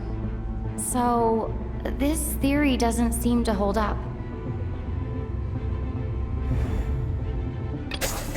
After the deceased Schramm left, there was 1 less victim last night. That more or less tracks. It's a reasonable conclusion, considering the only variable that changed.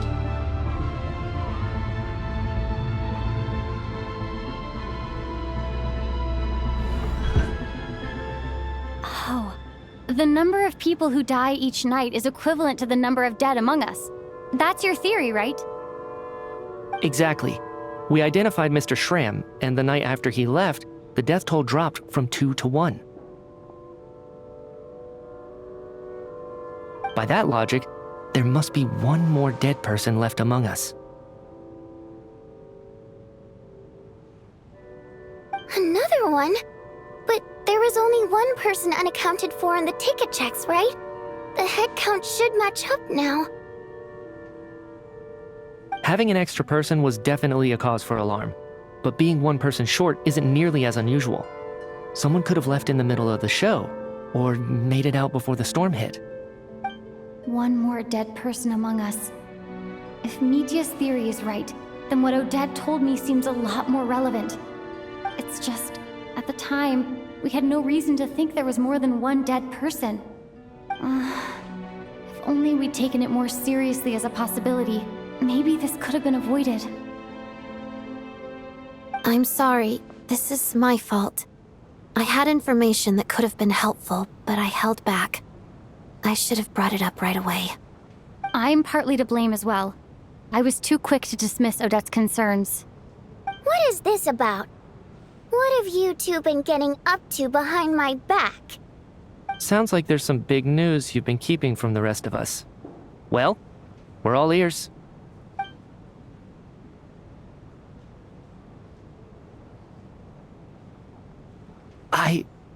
I'm the dead person? Wow, that's certainly news to me. Odette and I talked about it yesterday, but we thought it just wasn't possible, so we left it at that. Yeah, I don't blame you. If I'd been there, I probably would have reached the same conclusion. It just sounds too unbelievable. Let me just try and verify this. I just scoured my memories trying to think back to the afternoon Miss Odette mentioned. But I honestly have no recollection of dying. That's where I'm different than Mr. Schramm. Having seen Mr. Mitya a few days ago myself, I also find it hard to believe he could be the other dead person among us. Well, if it isn't Mitya, then who? Do we vote on it? If you don't mind me asking, Traveler, I believe you mentioned that you know Tonya's brother. Had you ever met her before all this? No, never. Wait, are you saying... Now just 1 minute. I know where this is going. You can't just randomly point a finger at anyone you want. You're in the hot seat, and all of a sudden you want to divert our suspicions onto somebody else? Trying to pick a fight, Mr. Chuganov? Whenever you open your mouth, all you do is attack people, and I've had enough of it. If you don't want to engage in a civil discussion, you can shut up. You little brat! Did Mitya ask about Tonya because he suspects her? I suppose I only identified her by age and nothing else. Could that mean... I'm just saying, you're going around casting suspicion on people for no reason. How could Tonya be dead? I can vouch for her, if nothing else. I've seen her before. She's the sister of that Harbinger, isn't she? The one called Child. Oh, really? You're telling the truth? Since being here, I don't think I ever mentioned she was Child's sister specifically. Does Chuganov actually know her? If Chuganov can vouch for her, then it can't be Tonya either. In which case, it seems unlikely that there's another dead person among us at all. Miss Odette, could you go over that afternoon with me one more time, when you found me dead?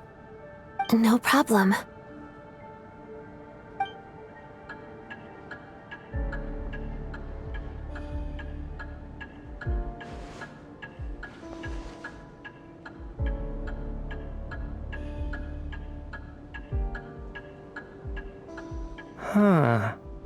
No matter how hard I try, I just can't remember anything about dying. But I do remember something else. Miss Vojanitsa, during our last meal together, I told you how some of the researchers were suffering from temporary memory loss. Do you remember that? Oh, yeah. You said it was hindering the progress of your experiments. You thought they were just under too much stress or something. Right. And even though I don't remember dying that day, I'm pretty sure I experienced something like amnesia. Some of my memories from that afternoon are missing. Are you suggesting you're missing the memory of your... Of course. How am I only just realizing this? Humans aren't necessarily aware of their own death. You mean being silently assassinated, or dying in your sleep? Situations like that? The researcher's amnesia. Suddenly it all makes sense. I must thank you, Odette. I think your perspective just helped me reach a breakthrough on a series of issues that have been troubling me for quite some time. All right. It's decided then. I'll be the one to leave today. Oh, leave? Hey, wait a minute. Aren't you rushing into this? What if you're wrong? You'll pay with your life. Come on, kid. Aren't you gonna fight for your life? This seems like a rash decision. I have other reasons beyond what's been discussed. In fact, thinking back, I remember during Miss Odette's performance, while I was sitting in the audience stalls, a brilliant new idea for my research popped into my mind. But then, my train of thought suddenly cut off. I can't remember it now at all, and I didn't take any notes. I guess that must be another instance of temporary amnesia. No. Hold on. I see where you're going with this. You're suggesting that each instance of temporary amnesia is a death, right? There's a glaringly obvious flaw in that idea, no? How can one person die so many times? I believe Miss Odette's account. During the period where my memory is blank, I must have been either dead or in a similar state. All it would take is for the same thing to happen in the theater, and I would come under the effect of the ley lines in this vicinity. This increases the likelihood of me being the deceased, does it not? But... There's no evidence to suggest that anyone other than me is a candidate for the deceased. So allow me, as a scientist, to treat this as an experiment. Please relax, everyone. I don't think things are as bad as they may seem. If I really am the deceased, then to leave the theater will be a relief for me. If, on the other hand, I'm still alive right now, well, apparently you've all witnessed my resurrection recently anyway. Who's to say I won't return from the dead again this time? Mitya's right. This is the only thing we can try right now. I think he's deliberately downplaying the gravity of the situation, though. He probably doesn't want to burden everyone. What is a scientist if not someone who gambles on experiment after experiment in an attempt to obtain the truth? With this snowstorm, the ley line phenomenon, ghosts of the dead, and my amnesia, we've been paralyzed by not knowing and powerless to do anything about it. It's a terrible feeling. But if I do get resurrected, you can be sure that I'll come back with the truth of all this. Just you wait.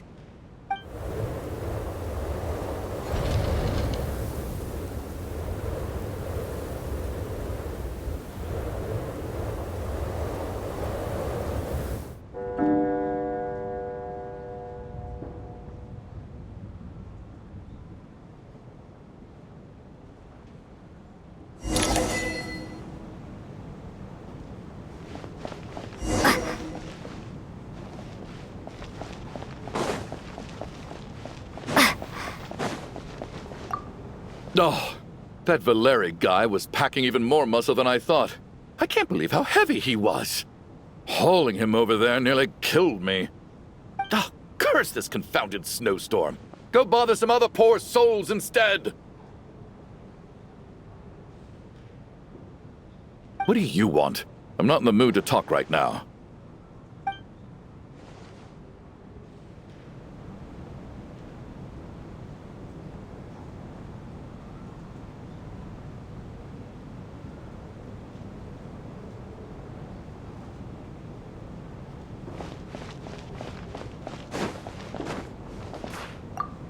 What's on your mind, Odette?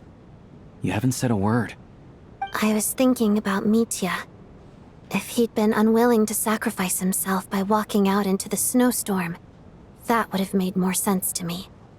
After all, it seems like the dead don't perceive things any differently from the living. Mitya doesn't even remember dying. So, to hear the news that you're apparently dead, and simply choose to walk out that door without a second thought, I can't imagine all the things that must have been going through his head. But when Mitya left, his expression revealed absolutely nothing. Perhaps he is even better at disguising himself than I am.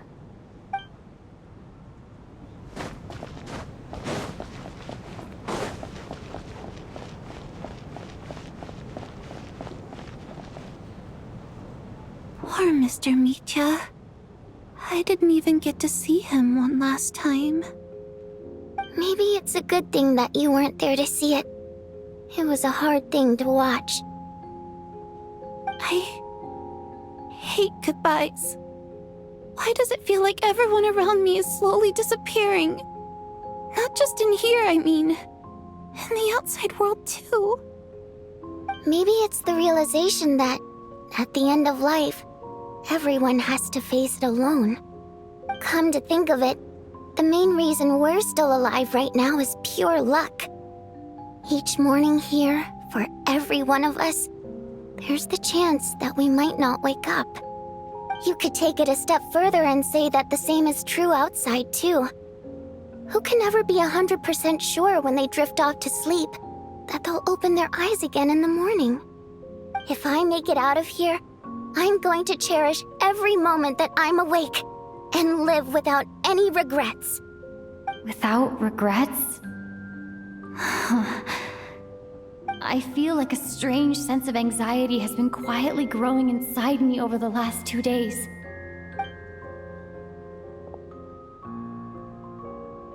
Are you okay? You look really glum. If something's bugging you, let's talk about it. There's only a few of us left here now. After everything we've been through, what's the point in keeping things bottled up? I have a travel companion named Paimon. Alosha and Odette have met her before. She's been feeling unwell recently. You're worried about her, aren't you? That makes sense. We've been trapped in here for days. To be honest, I used to feel like I was just a spectator in this world, watching everything that happens from the sidelines. Maybe it's because I'm a descender? A descender? But with Paimon by my side, over time, I slowly felt my connection to this world growing stronger.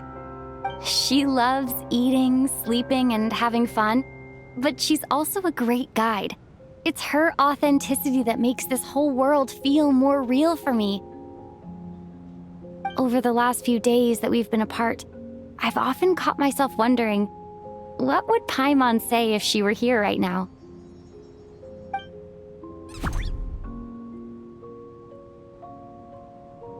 But by the time I snap out of it, the conversation has already moved on and I'm still in my own little world.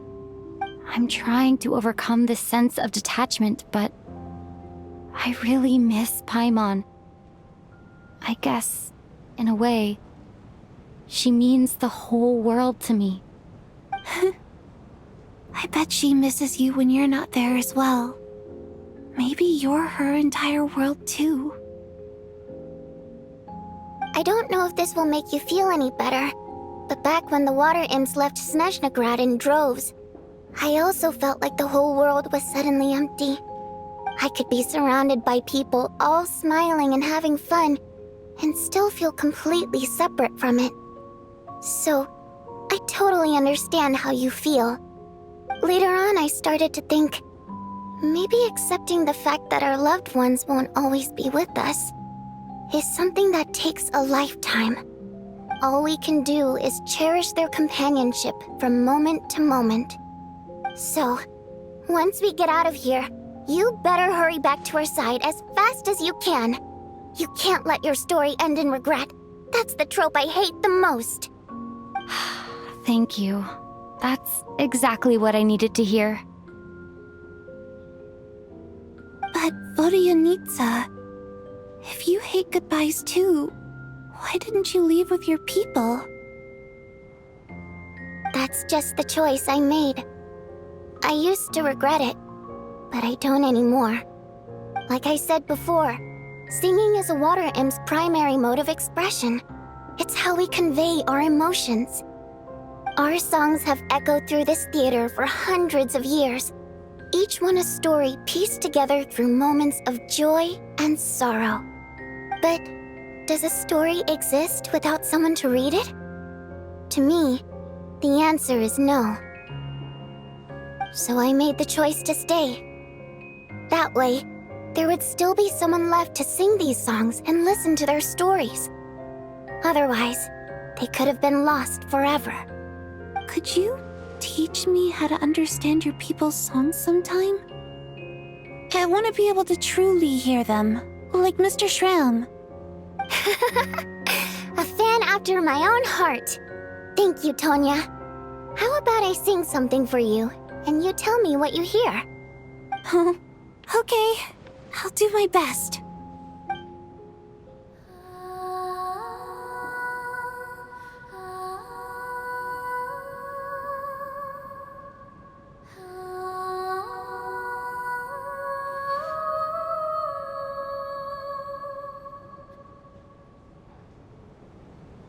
I've never heard that one before. I feel like I can hear a sense of longing somehow. I wonder why that is. Color me impressed, Tonya. You're a keen listener. Most people can only tell if a song is happy or sad. I didn't think you'd be able to pick up on such specific details. So, what's the song about then? Come on, tell me!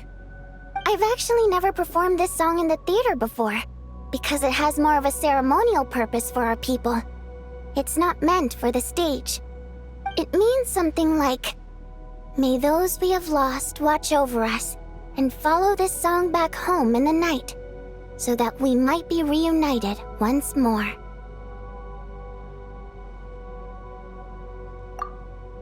No wonder I could hear that sense of longing. You sing it for loved ones who have passed away. I hope it reaches them. It's getting late, Tonya, and you're not well. We should all turn in early. I suppose there's no reason to keep watch tonight. Okay. But, before I go to bed, could you sing that song a couple more times for me, Vodyanitsa? Of course. Anything for my #1 fan.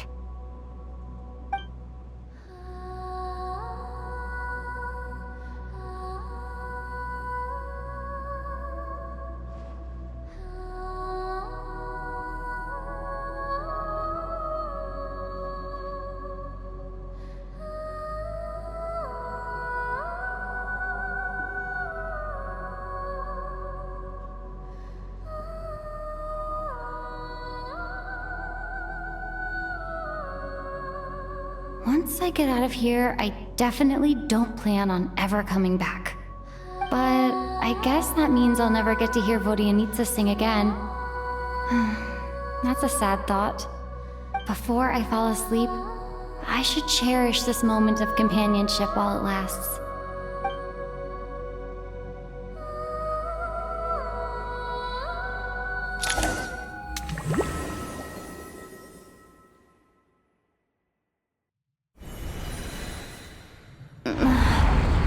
Where am I? It's so dark in here, and I feel kind of dizzy. Am I alone? Huh? What was that noise?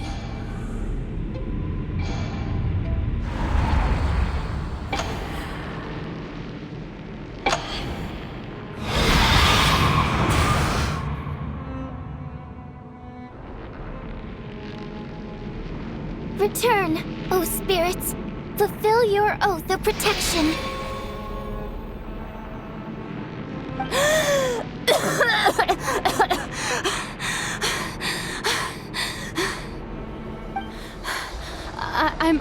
I'm alive? What just happened? No time for questions. Quick, over here. Turn on the switch. We need to bring back the light.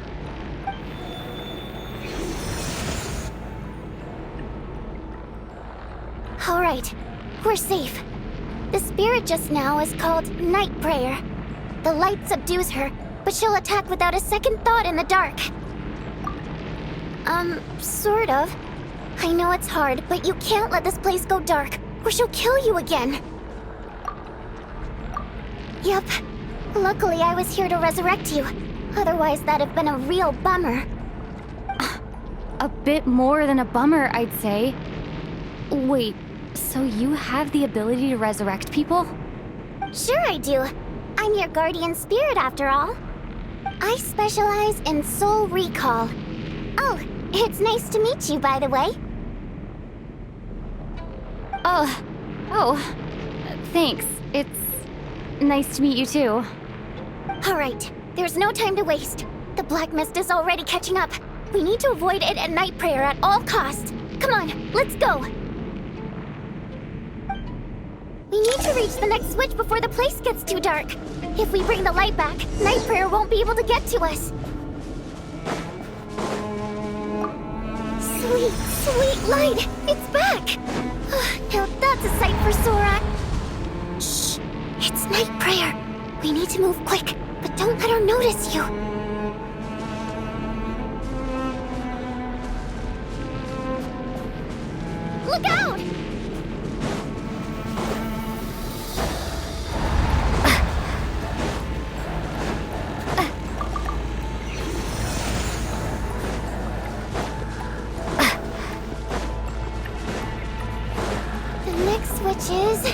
Over there!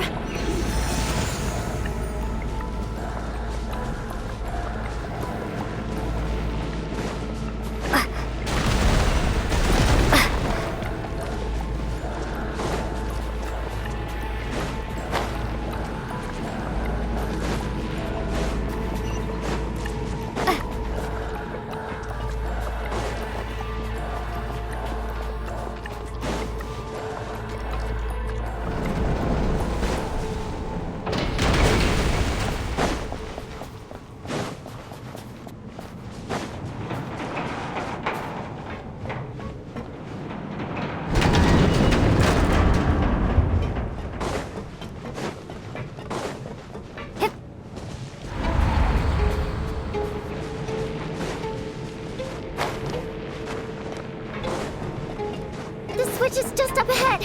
Hurry! It's too dark! We're not gonna make it! Come on, faster!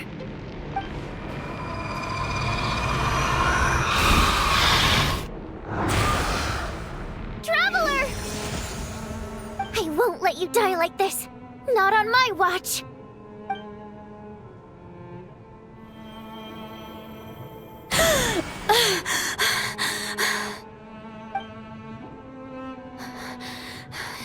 Even though it's not permanent, dying is definitely not a pleasant experience. Great. You're back. Yeah, thanks to you. Time for you to get out of here. Quick, before the light runs out. What about you? You're not coming with me? I can't.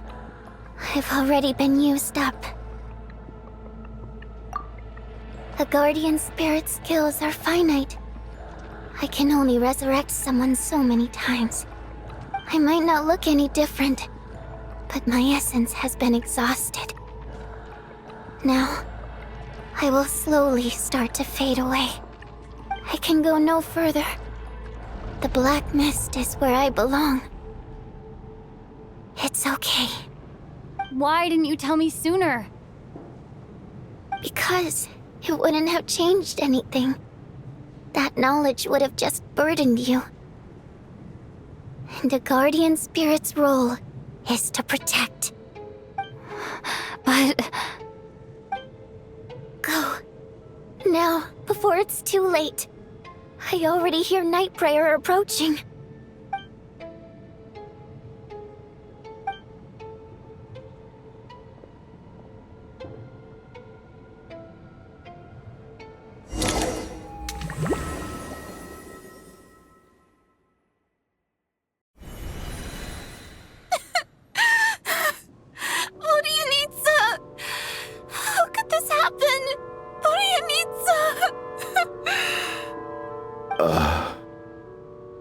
Well, I guess there's no need to inspect the body.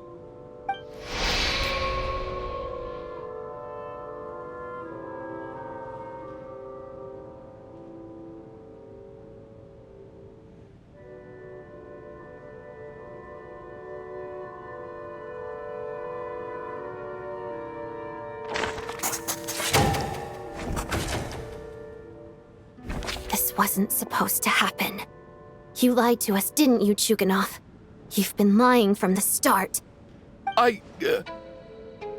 Take a long, hard look at yourself before you go around accusing other people. I suspected you on day one, Lelik, and now look where we are. By some strange coincidence, you've never been targeted. You just happen to have survived this long? No, you should be the prime suspect. And you, little hunter, ever so content with staying on the sidelines. Yet you were the one who stopped us from leaving from the start! Why are you trying to keep us here? Now you're just lashing out indiscriminately. That's either a sign of anxiety or a guilty conscience. Where was all this passion and bravado before? Decided to fight until the bitter end. Is that it? Is that a threat? Fine, bring it on! You think I'm afraid to die after all this? You want to kill me? Go ahead! I'd like to see you try. After all the trauma of the past few days, everyone's been pushed to the breaking point. Valeri and Mitya aren't here anymore. Someone else needs to step up and take charge. But first, I need to think this through. Considering everyone left, who's the most likely candidate for the deceased?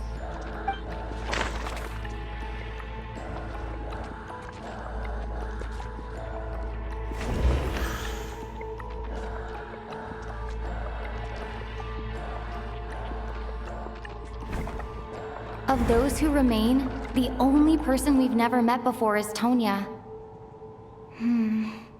There is room to doubt her true identity.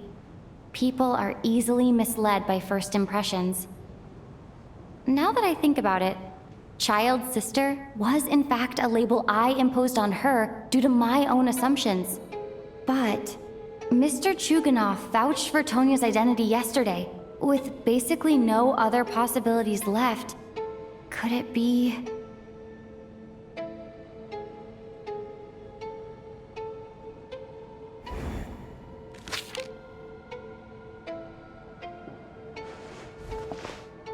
Tonya, how's Tusser been lately? Tusser?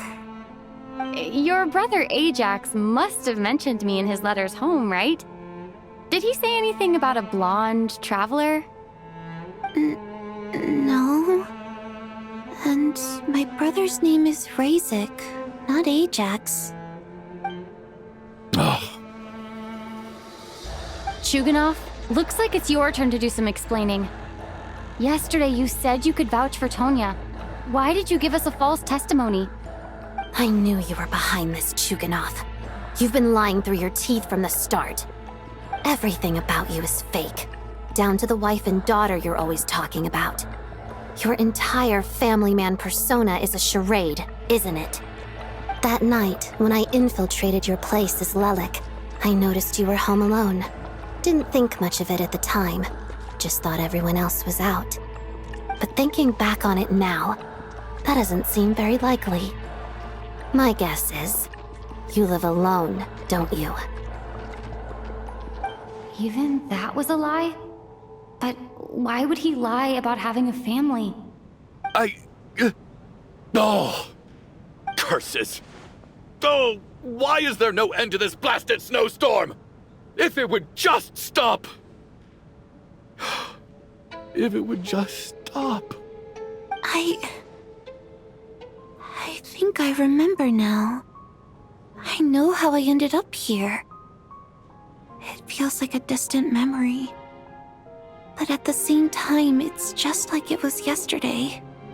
The reason I'm always coughing is because I got sick with frostbite. The locals usually call it the snow cough. It's not a very common illness. It's partly genetic and partly caused by the cold climate, but it can be fatal. They sent me to the hospital as soon as they found out I had it. And I spent so long lying there in that hospital bed. After a while, I felt myself growing weaker and weaker. Nothing seemed to be working anymore.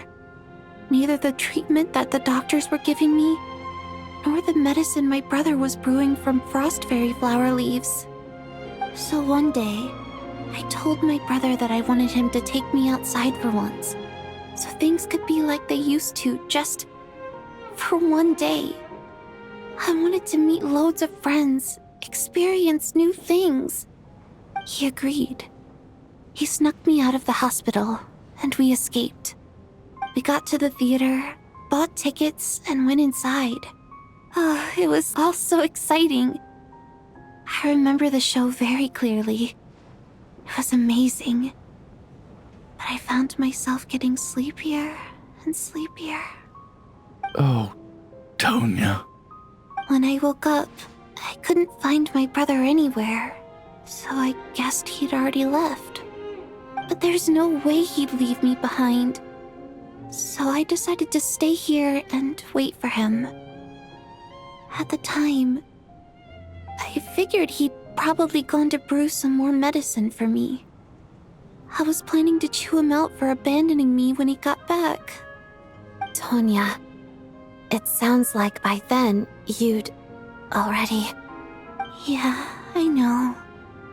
I understand now. Dead, aren't I? This cough and the feeling weak, it's probably just my body's memory. After all of that, it turns out I can't blame my brother after all. I was the one who abandoned him. I'm sorry, everyone. I realized this much too late. It seems like death skewed my perception. And now I've dragged you all into this mess. Your name probably isn't even Tonya, is it? Didn't that ever strike you as odd over the last few days? Well, when I was little, my brother and I read a storybook, and Tonya is the name of one of the characters. When we escaped from the hospital, our family and the hospital security were looking everywhere for us.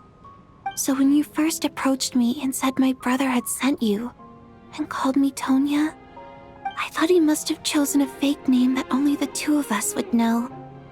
Because he was afraid of getting caught.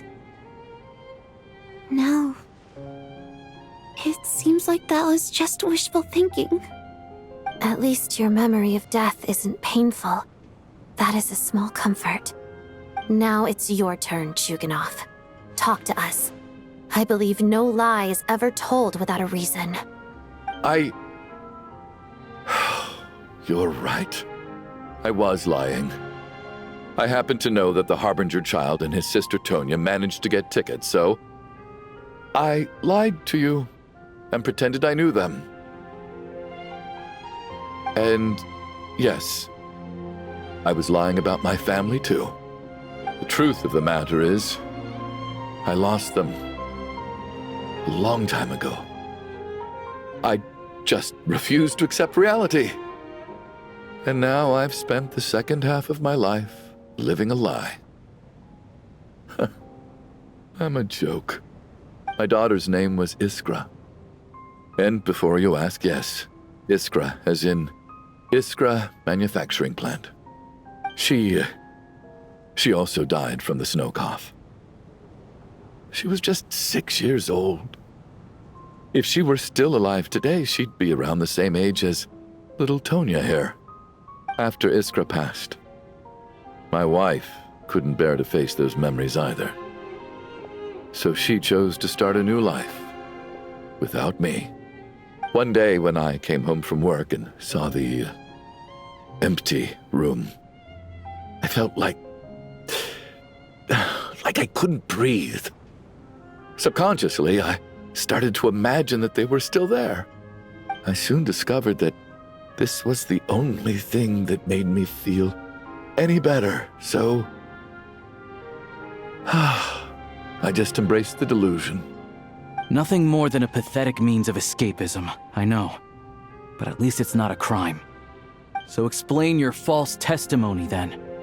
The night before last, when I was chatting with Tonya, she mentioned that her brother would brew medicine for her from frost fairy flower leaves.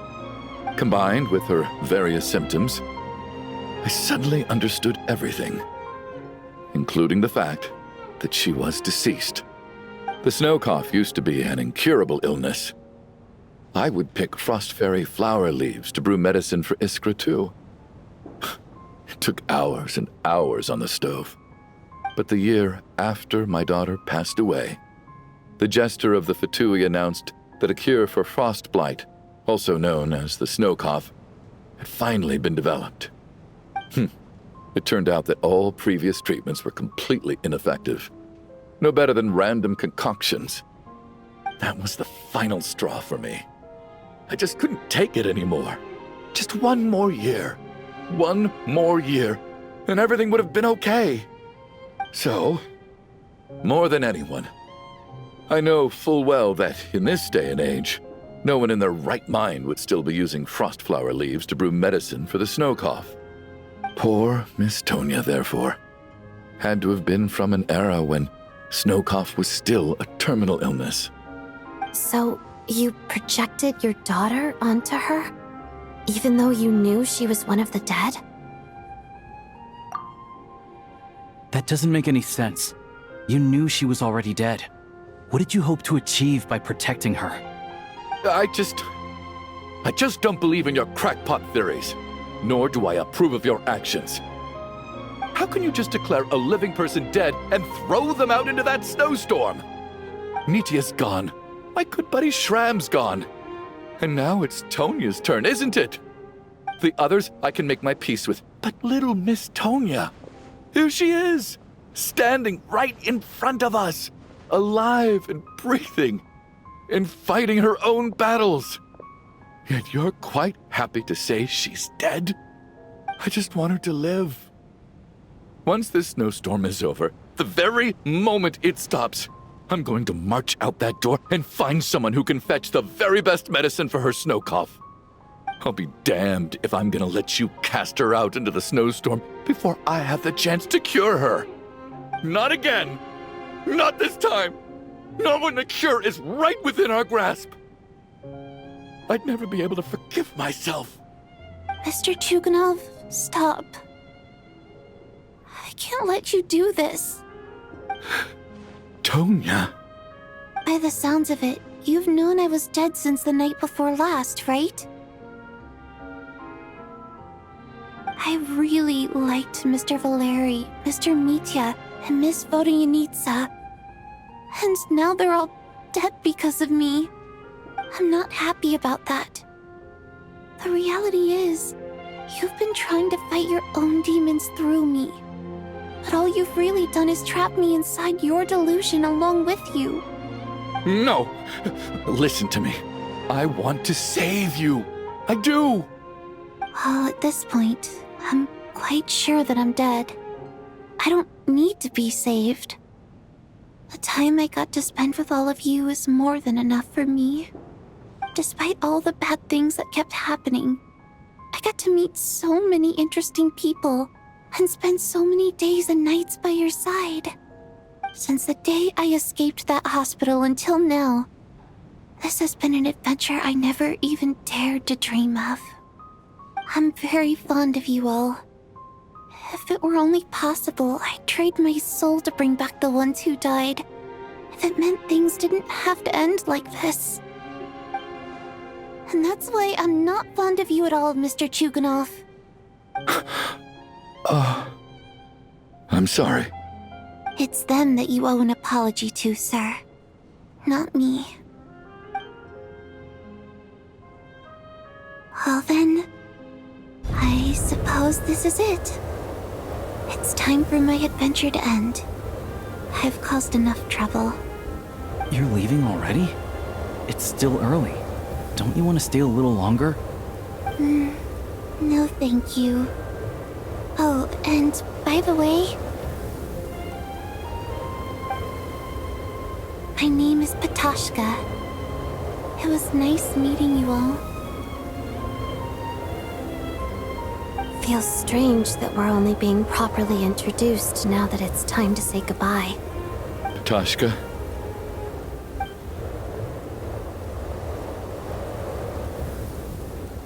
What are you doing, Chuganov? Are you crazy? Let me leave. I can't keep lying to myself anymore. In your dreams. Don't think you're getting off that easy when you had a hand in the deaths of so many people. The Fatui have honed quite an array of enhanced interrogation techniques since they were founded. Once we're out of here, Lelik will personally give you a taste of every last one.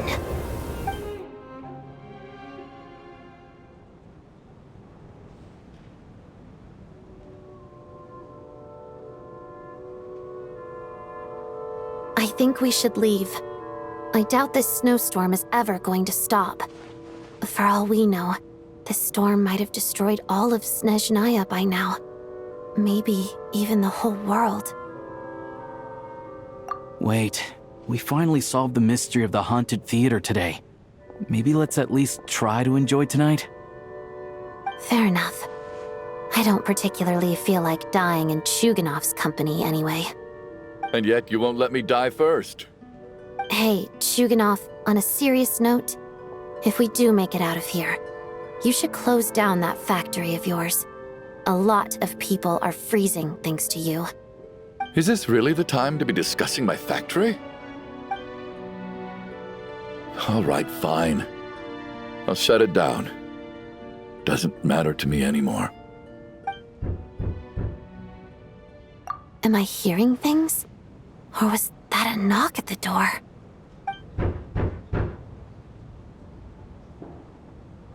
There it is again. But I don't understand. The snowstorm hasn't stopped, has it? Should we open the door?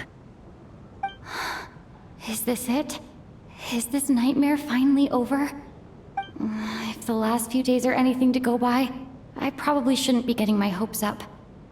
Whatever lies beyond that door at this moment, it could be something even more terrifying than everything we've been through so far.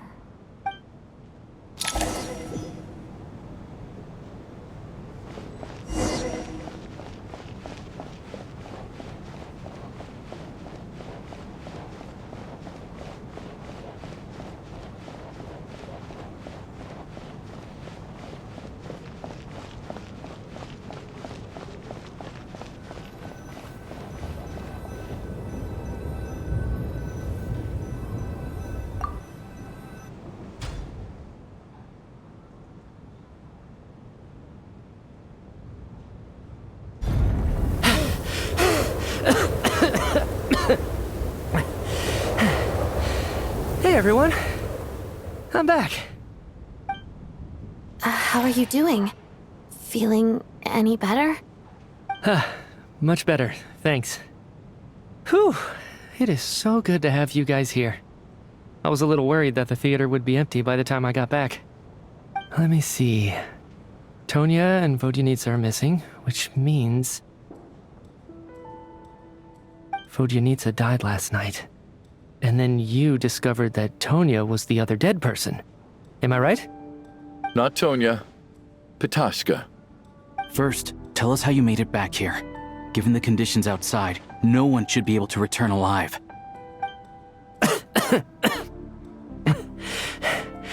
You're right. The thing that got me back safely was... a song. I heard someone singing. After walking into the snowstorm, my mind grew hazy. I don't know how long I walked through the storm before my mind completely slipped away. Then, suddenly, I heard the sound of singing. The voice instantly brought me back to my senses, and I regained consciousness. So I followed the voice, searching for the source of the singing. I searched and searched, until finally, just a few moments ago, there was the entrance to the theater, right in front of me.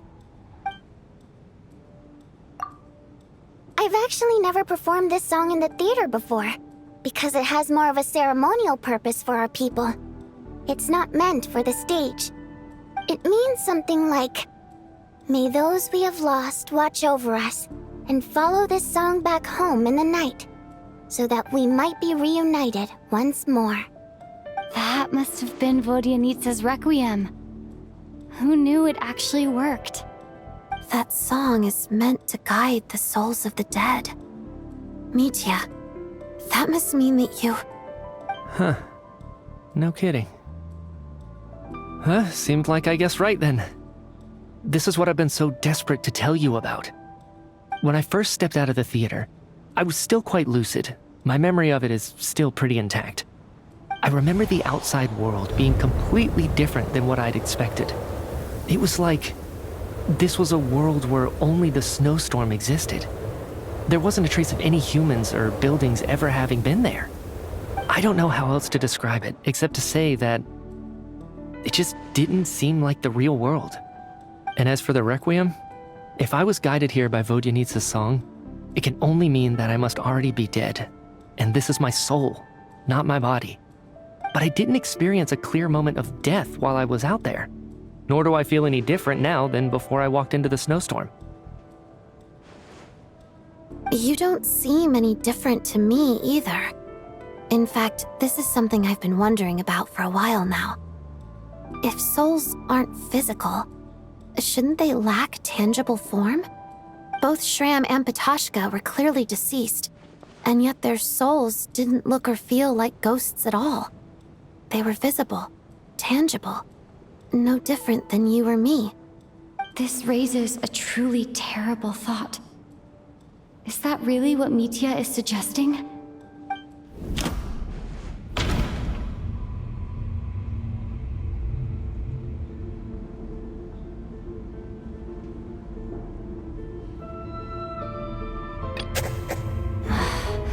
Dreams can't explain everything, and this isn't the Sub-Zeru's festival.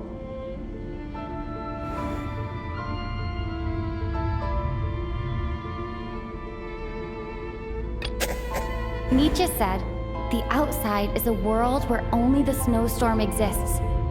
It must be connected to the ley lines, so going out there will only take us further away from the real world.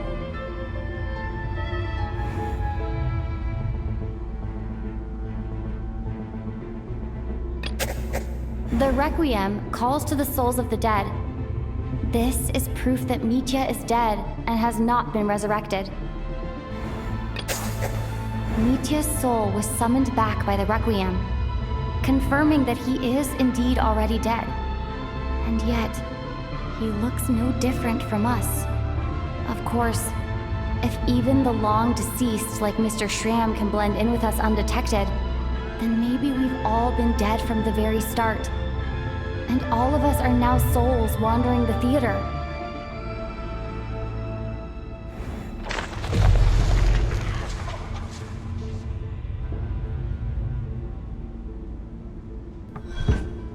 Yes.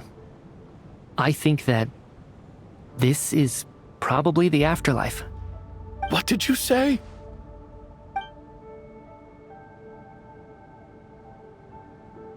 You heard me. We died in the theater. All of us did.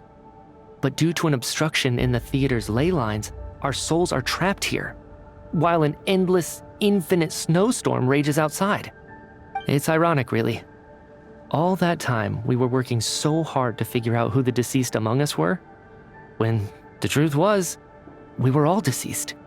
The only difference being some of us died more recently than others. Do you remember that note, "Death is near"? Seems like we misunderstood what it meant after all. Death was nearer than we wanted to think all along. The note simply meant that all of us were already dead.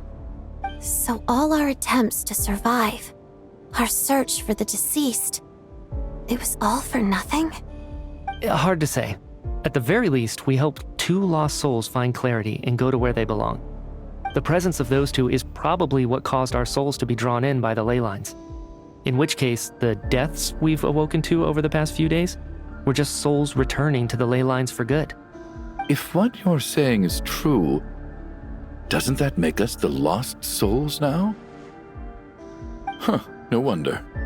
This afternoon, when I was moving Vodyanitsa's body, I noticed that the other bodies in the room hadn't decayed one bit after all these days. That's further proof that those aren't physical bodies at all, but merely our shells here in the afterlife. Am I really dead? This doesn't feel real to me at all. No, that's impossible. This cannot be how it all ends. I still find it hard to believe that all of us are dead. How exactly did we die in the real world? None of us have any memories of dying, right? Not even knowing how we died is preposterous. Good grief! Surely there has to be some reason. Exactly. It's hard to rest in peace when you don't even know how you died. It gave me lots to think about as I strode out into the snowstorm. I racked my brains trying to remember the cause of my death, the exact moment I died, the root of all of this, right up until my consciousness faded. Wait. Hold on. Right before I lost consciousness, I think I saw something.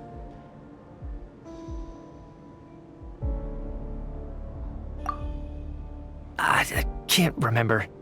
And I think I lost my notebook and pen. Mitya, your hand. Is that blood on your fingers? Huh? You're right.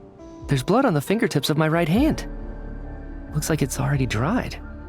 When did that happen? What the?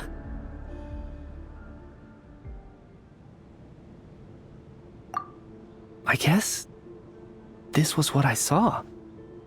I must have desperately drawn it in my own blood right before losing consciousness. What's wrong? Do you recognize the symbol? It's Renova, the ruler of death. Alosha, do you still remember that Snezhnayan folktale you told me about? It was about the Grim Reaper. When someone's about to die, he appears as an incarnation of someone familiar to guide their soul into the afterlife.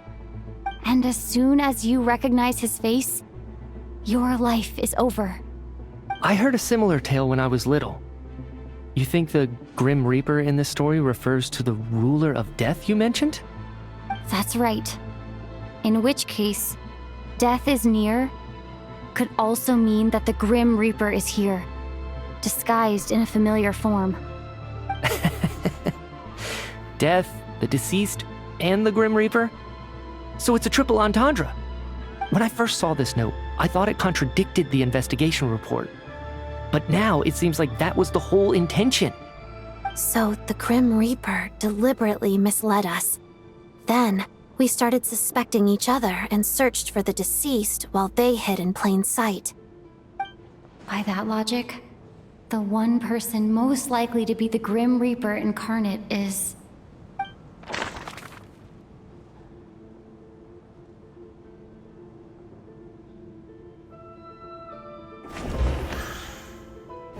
Identifying the Grim Reaper is a major decision to make. I should think it over carefully.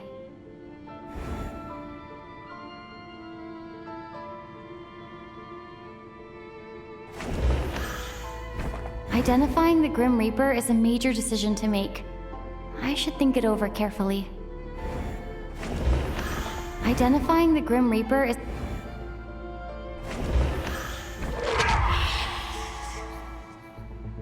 No doubt about it. It's Alosha. Looking back at how everyone has acted over the past few days, Alosha is most likely the Grim Reaper lurking among us.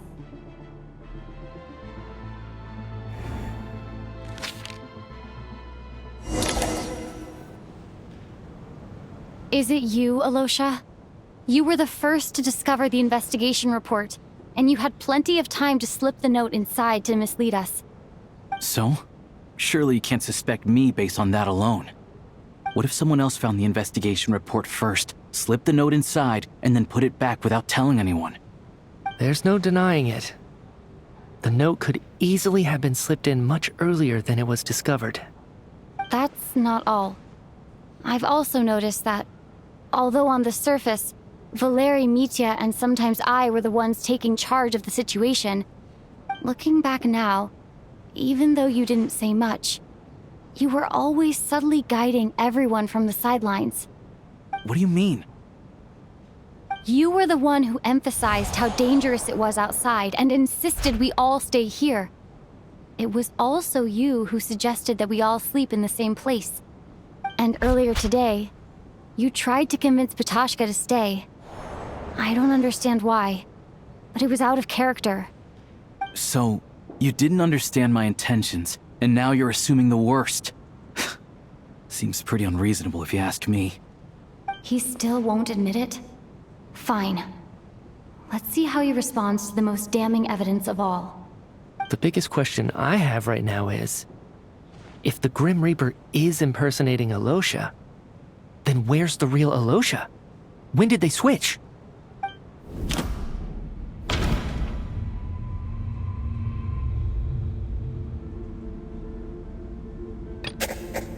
No. The ruler of death would have needed to control how everything unfolded from the start. She wouldn't have infiltrated our ranks this late. Let me think about this again.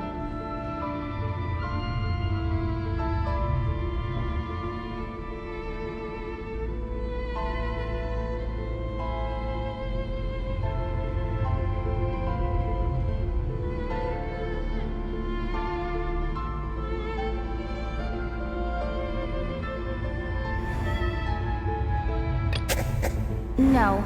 Nothing related to Alosha happened that night. I should think about this again. No. the ruler of death added a note to the investigation report at the time. This indicates that Alosha had been switched out even earlier than that. That's right. This was the moment. Right at the start, before any victims had even emerged, Alosha was switched with the ruler of death while everyone's guard was still down.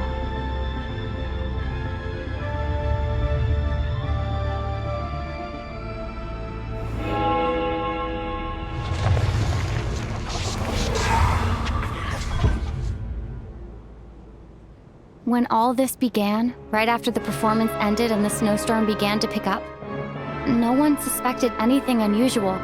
We just assumed we were snowed in.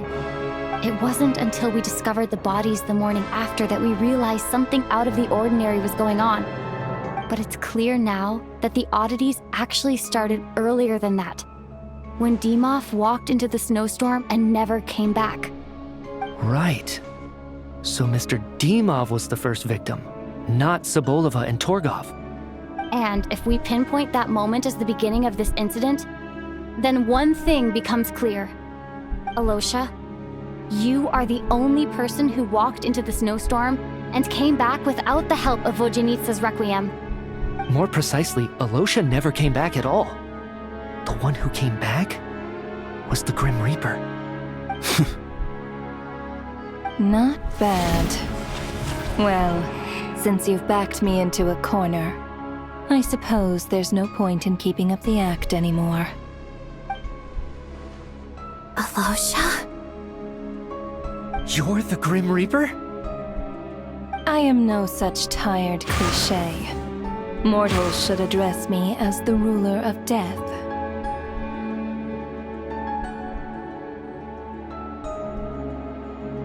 Before being wiped out for good, you identified the two deceased, and even sensed my presence. A commendable achievement. Far beyond what I expected.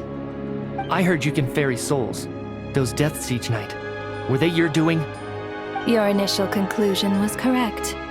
Due to the existence of the two deceased, the ley lines yearned to reclaim those long-lost souls. Every night they devoured an equal number of souls to fill the void. This required no intervention from me. Though, of course, ferrying souls is indeed my authority. Here, take a look.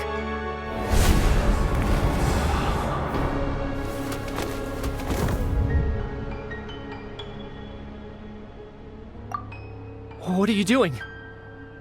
That takes care of today's too. Don't get so worked up. You are already dead, and your souls must return to the ley lines. I know we're already dead.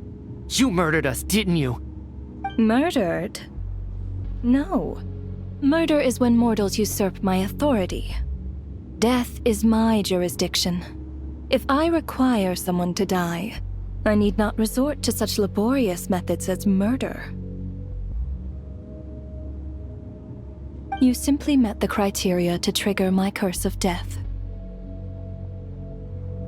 I know about the curse of immortality. So there's another death-related curse too? You cursed us? When? And why would you do such a thing? So often, humans pray to me, begging to know when their death will come, and what form it will take. But few people ask why. If you must have an answer, know that death comes simply because one's time has come. So you're not gonna tell us the truth? Hold your tongue.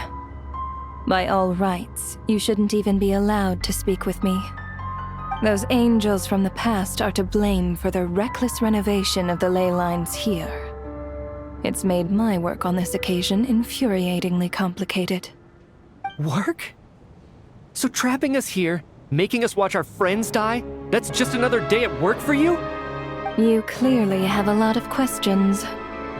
Fine. As a reward for your remarkable accomplishments over the past few days, I shall answer a few of your inquiries, provided they aren't too unreasonable. After the physical body dies, the soul must return to the ley lines for that person's death, to be considered complete. My work encompasses the entire process of death, including, naturally, the guiding of souls into the ley lines, with which you are now so familiar. You must also be rather familiar with Natlan's Night Kingdom, I presume? It was I who supported the creation of the Night Kingdom. It provided a convenient means of guiding the souls of Natlan. Here, too, the ley lines connected to the theater underwent some modifications. The angels hoped to make them capable of accommodating the souls of some special creations. But this actually hindered their ability to accept ordinary souls to some degree. This effect manifested itself after you died from the curse in the theater, leaving you stranded in the afterlife, unable to achieve a complete death.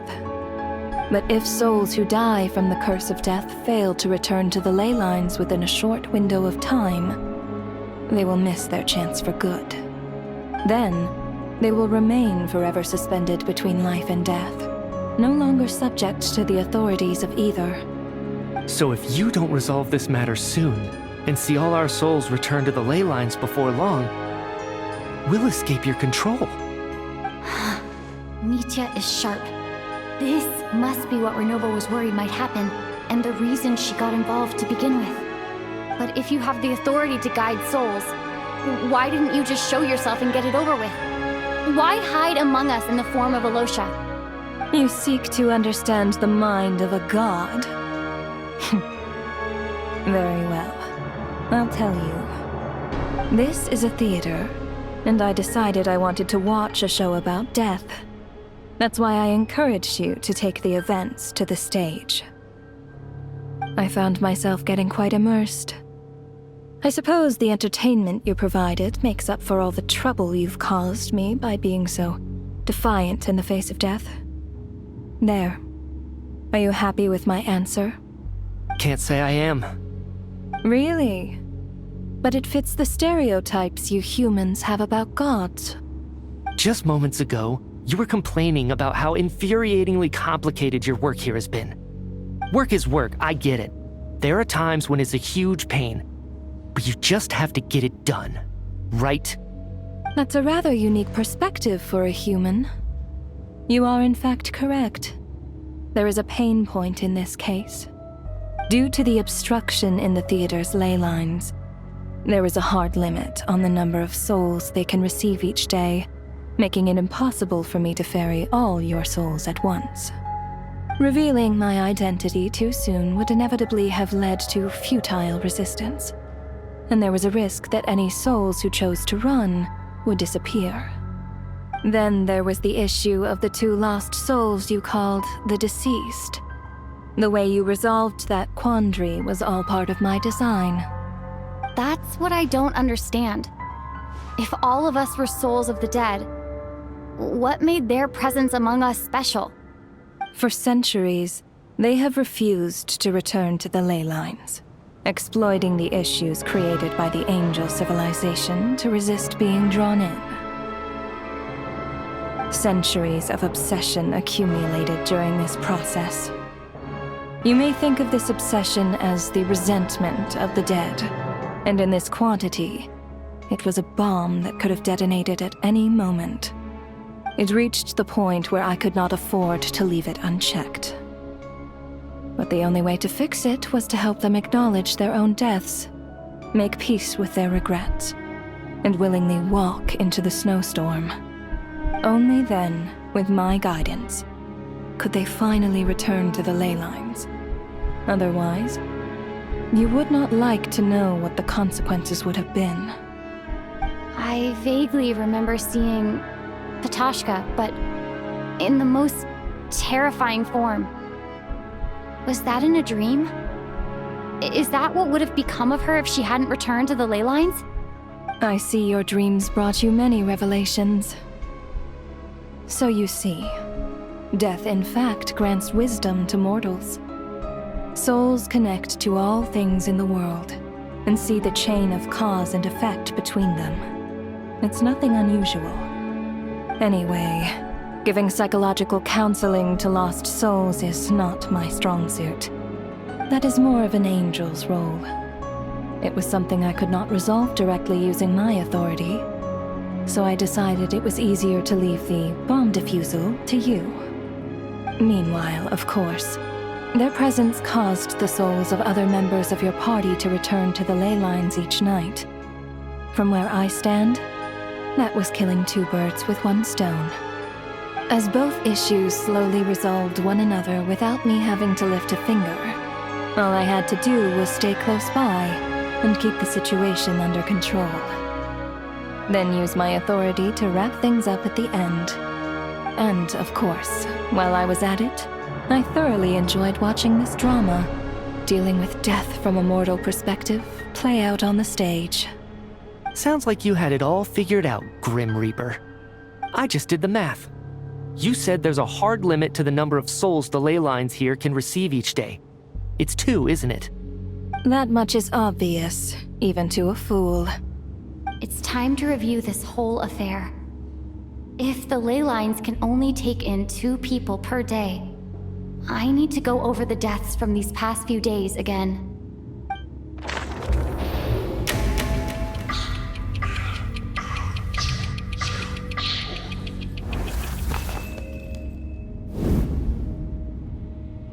Looking back now, none of us had the faintest idea at the time.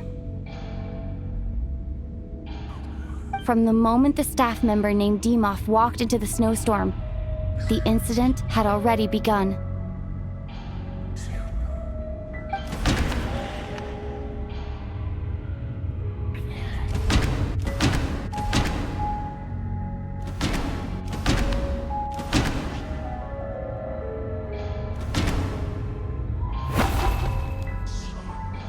No. Let me go over this again.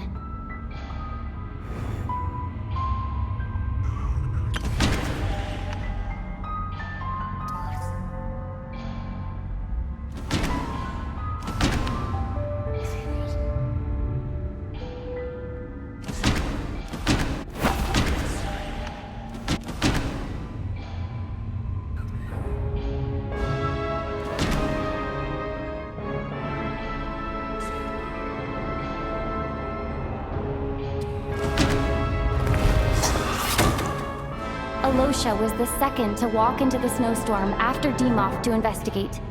During this process, the ruler of death assumed his identity, making him one of the victims.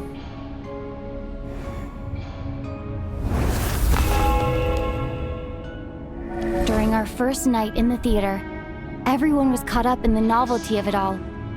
No one could have expected there would be victims the very next morning. Despite all the confusion, and with the help of hindsight, we finally began to realize that something was amiss with the snowstorm.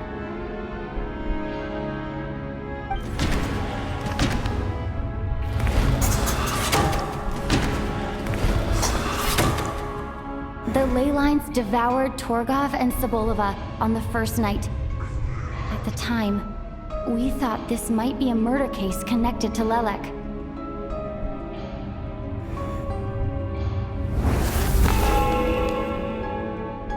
Odette and I spoke a lot that night.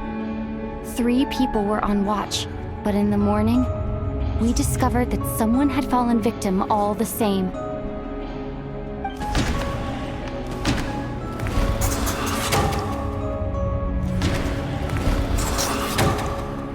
The deaths of Kulish and Ranpana caused everyone to stop suspecting Lelek. Unexplainable phenomena occurred one after another, leading Mitya to suspect that we were caught up in a supernatural event.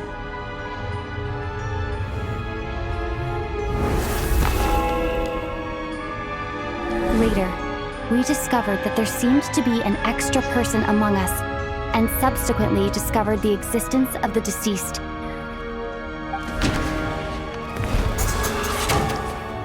Mr. Schramm realized he was the deceased and walked into the snowstorm to return to the ley lines of his own accord. It turns out there really was a dead person among us.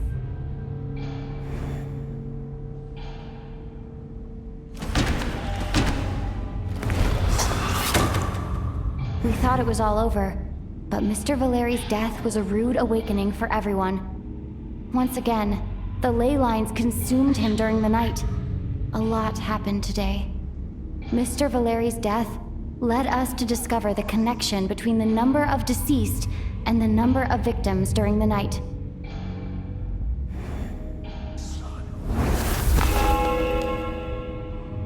The fact that there was more than one deceased seemed to bring us back to square one. Odette revealed some information she had been keeping to herself.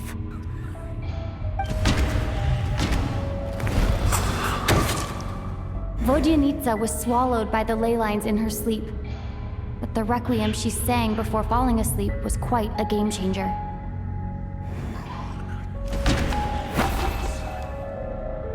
Although Mitya did indeed walk into the snowstorm that day, he returned from the ley lines with the help of Vodyanitsa's requiem. The void in the ley lines hasn't been filled, so let's rule out Mitya for now.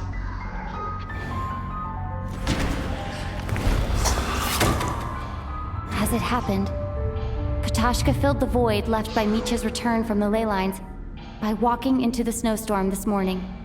The girl I thought was Child's sister, Tonya, turned out to be another of the theater's deceased. Come to think of it, Katashka was about to walk into the snowstorm at that time, and Renova, unaware that Mitya would return, was concerned that her soul would overflow from the ley lines. That's why she used Alosha's voice to try and persuade her to stay behind. Looking back, I suppose that was an early slip-up on her part.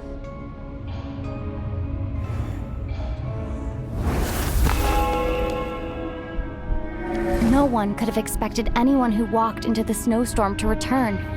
But just after nightfall, Mitya returned, bringing crucial information with him. Various truths began to surface, including that all of us were already dead, and that the ruler of death was here among us.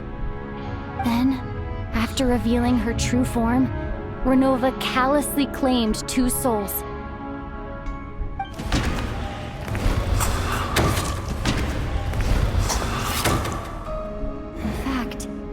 Everyone was already dead by the time we took the photo.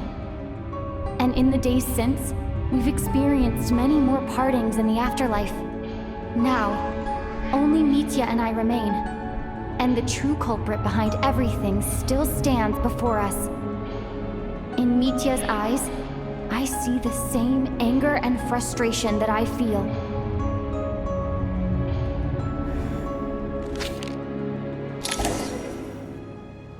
That covers everything. It's all clear now. Your work isn't finished here yet, is it? The Traveler and I are still standing here, safe and sound.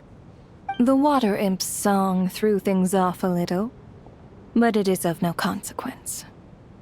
The ley lines have already anchored your soul, and the first ray of light tomorrow morning will take you back. I, meanwhile, need to review my attitude towards the Water Imp race. So the reunion in the night that Vodyanitsa mentioned, I suppose that was never meant to be a permanent reunion.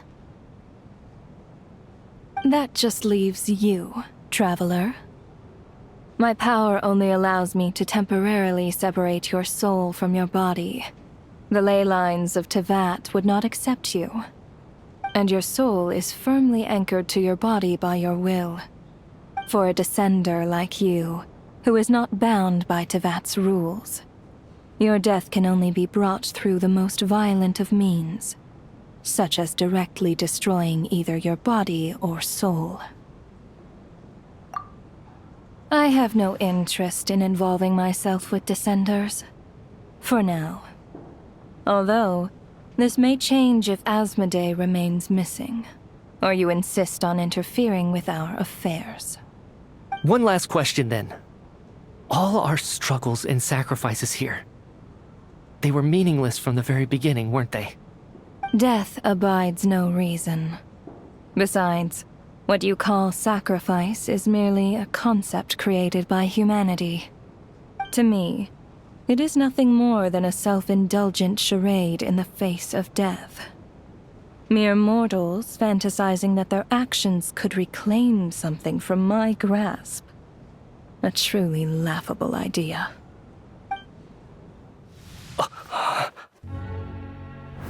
Grim Reaper, you really know how to get on my nerves. I'm not here to ingratiate myself with you. I kill merely because your deaths are necessary. Oh, you've made that quite clear. But humans don't take well to being scorned. Not even by the gods.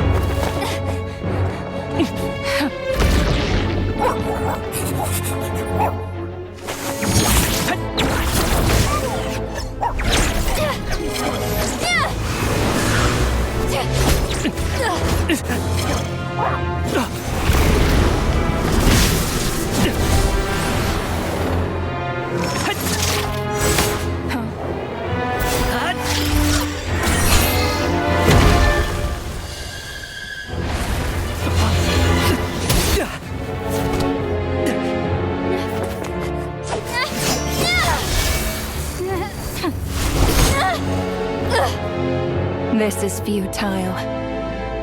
You must know that you are powerless against me in my own domain. I suggest that you save your strength. For what? Maybe we can't change it. But if nothing else, we can at least teach you to have some respect for the dead. Audacious.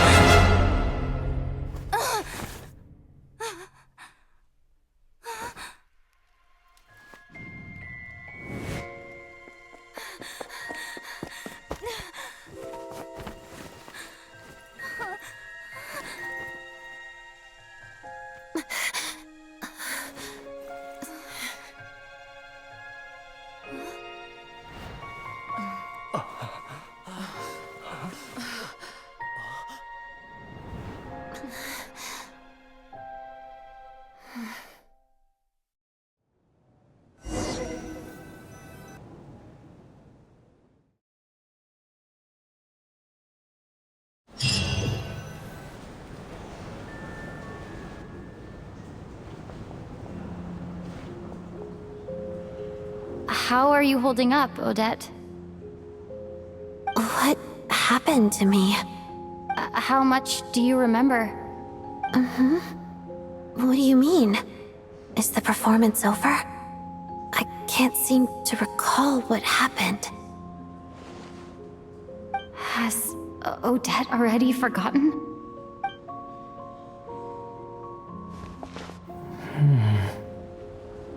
Mitya? Oh, I'm sorry. I guess I spaced out there for a second. Remind me who you are? Don't you remember anything?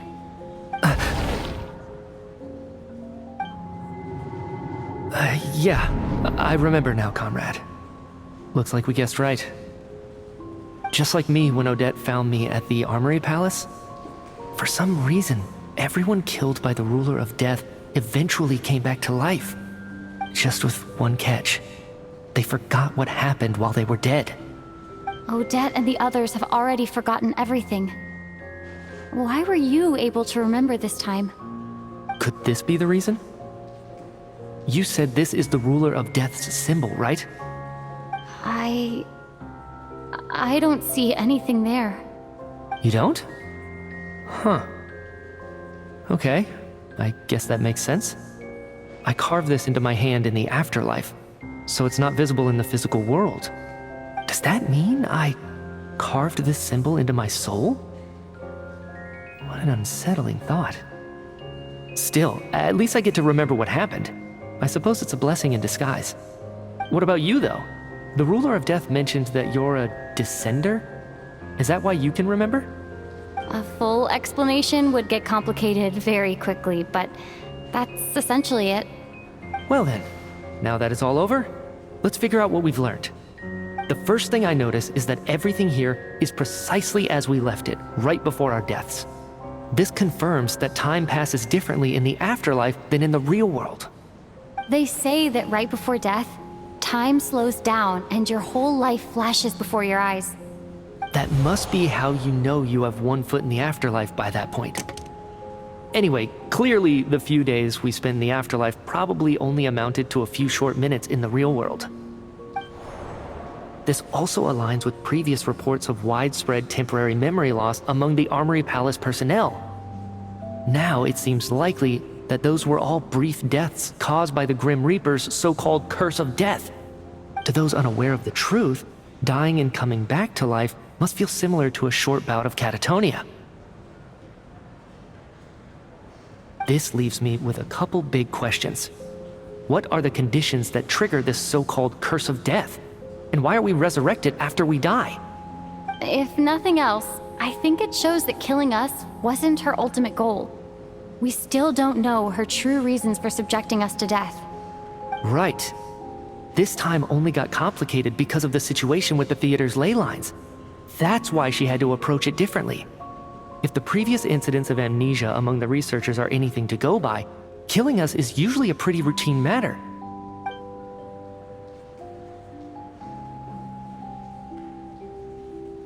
Come to think of it, wasn't I about to note something down before I died?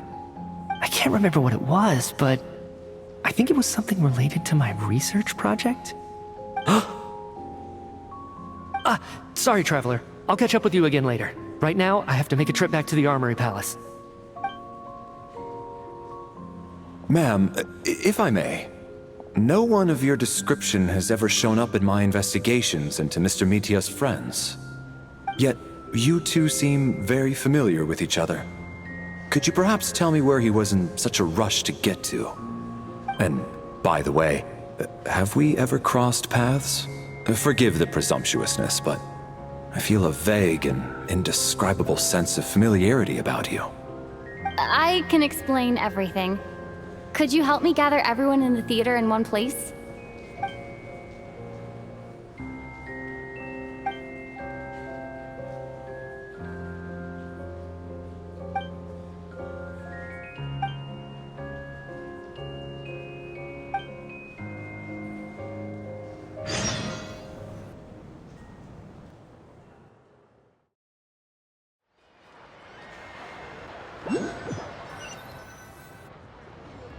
So, Chuganov really is going to shut down the factory. I guess this theater incident actually did us some good after all. So, you said I promised to take you to the Armory Palace while we were in the afterlife, yes? I believe you. I think I even have a vague memory of it. Agreed. Let's check in on her first. The whole reason for our trip to the Armory Palace anyway is to figure out what's going on with her health.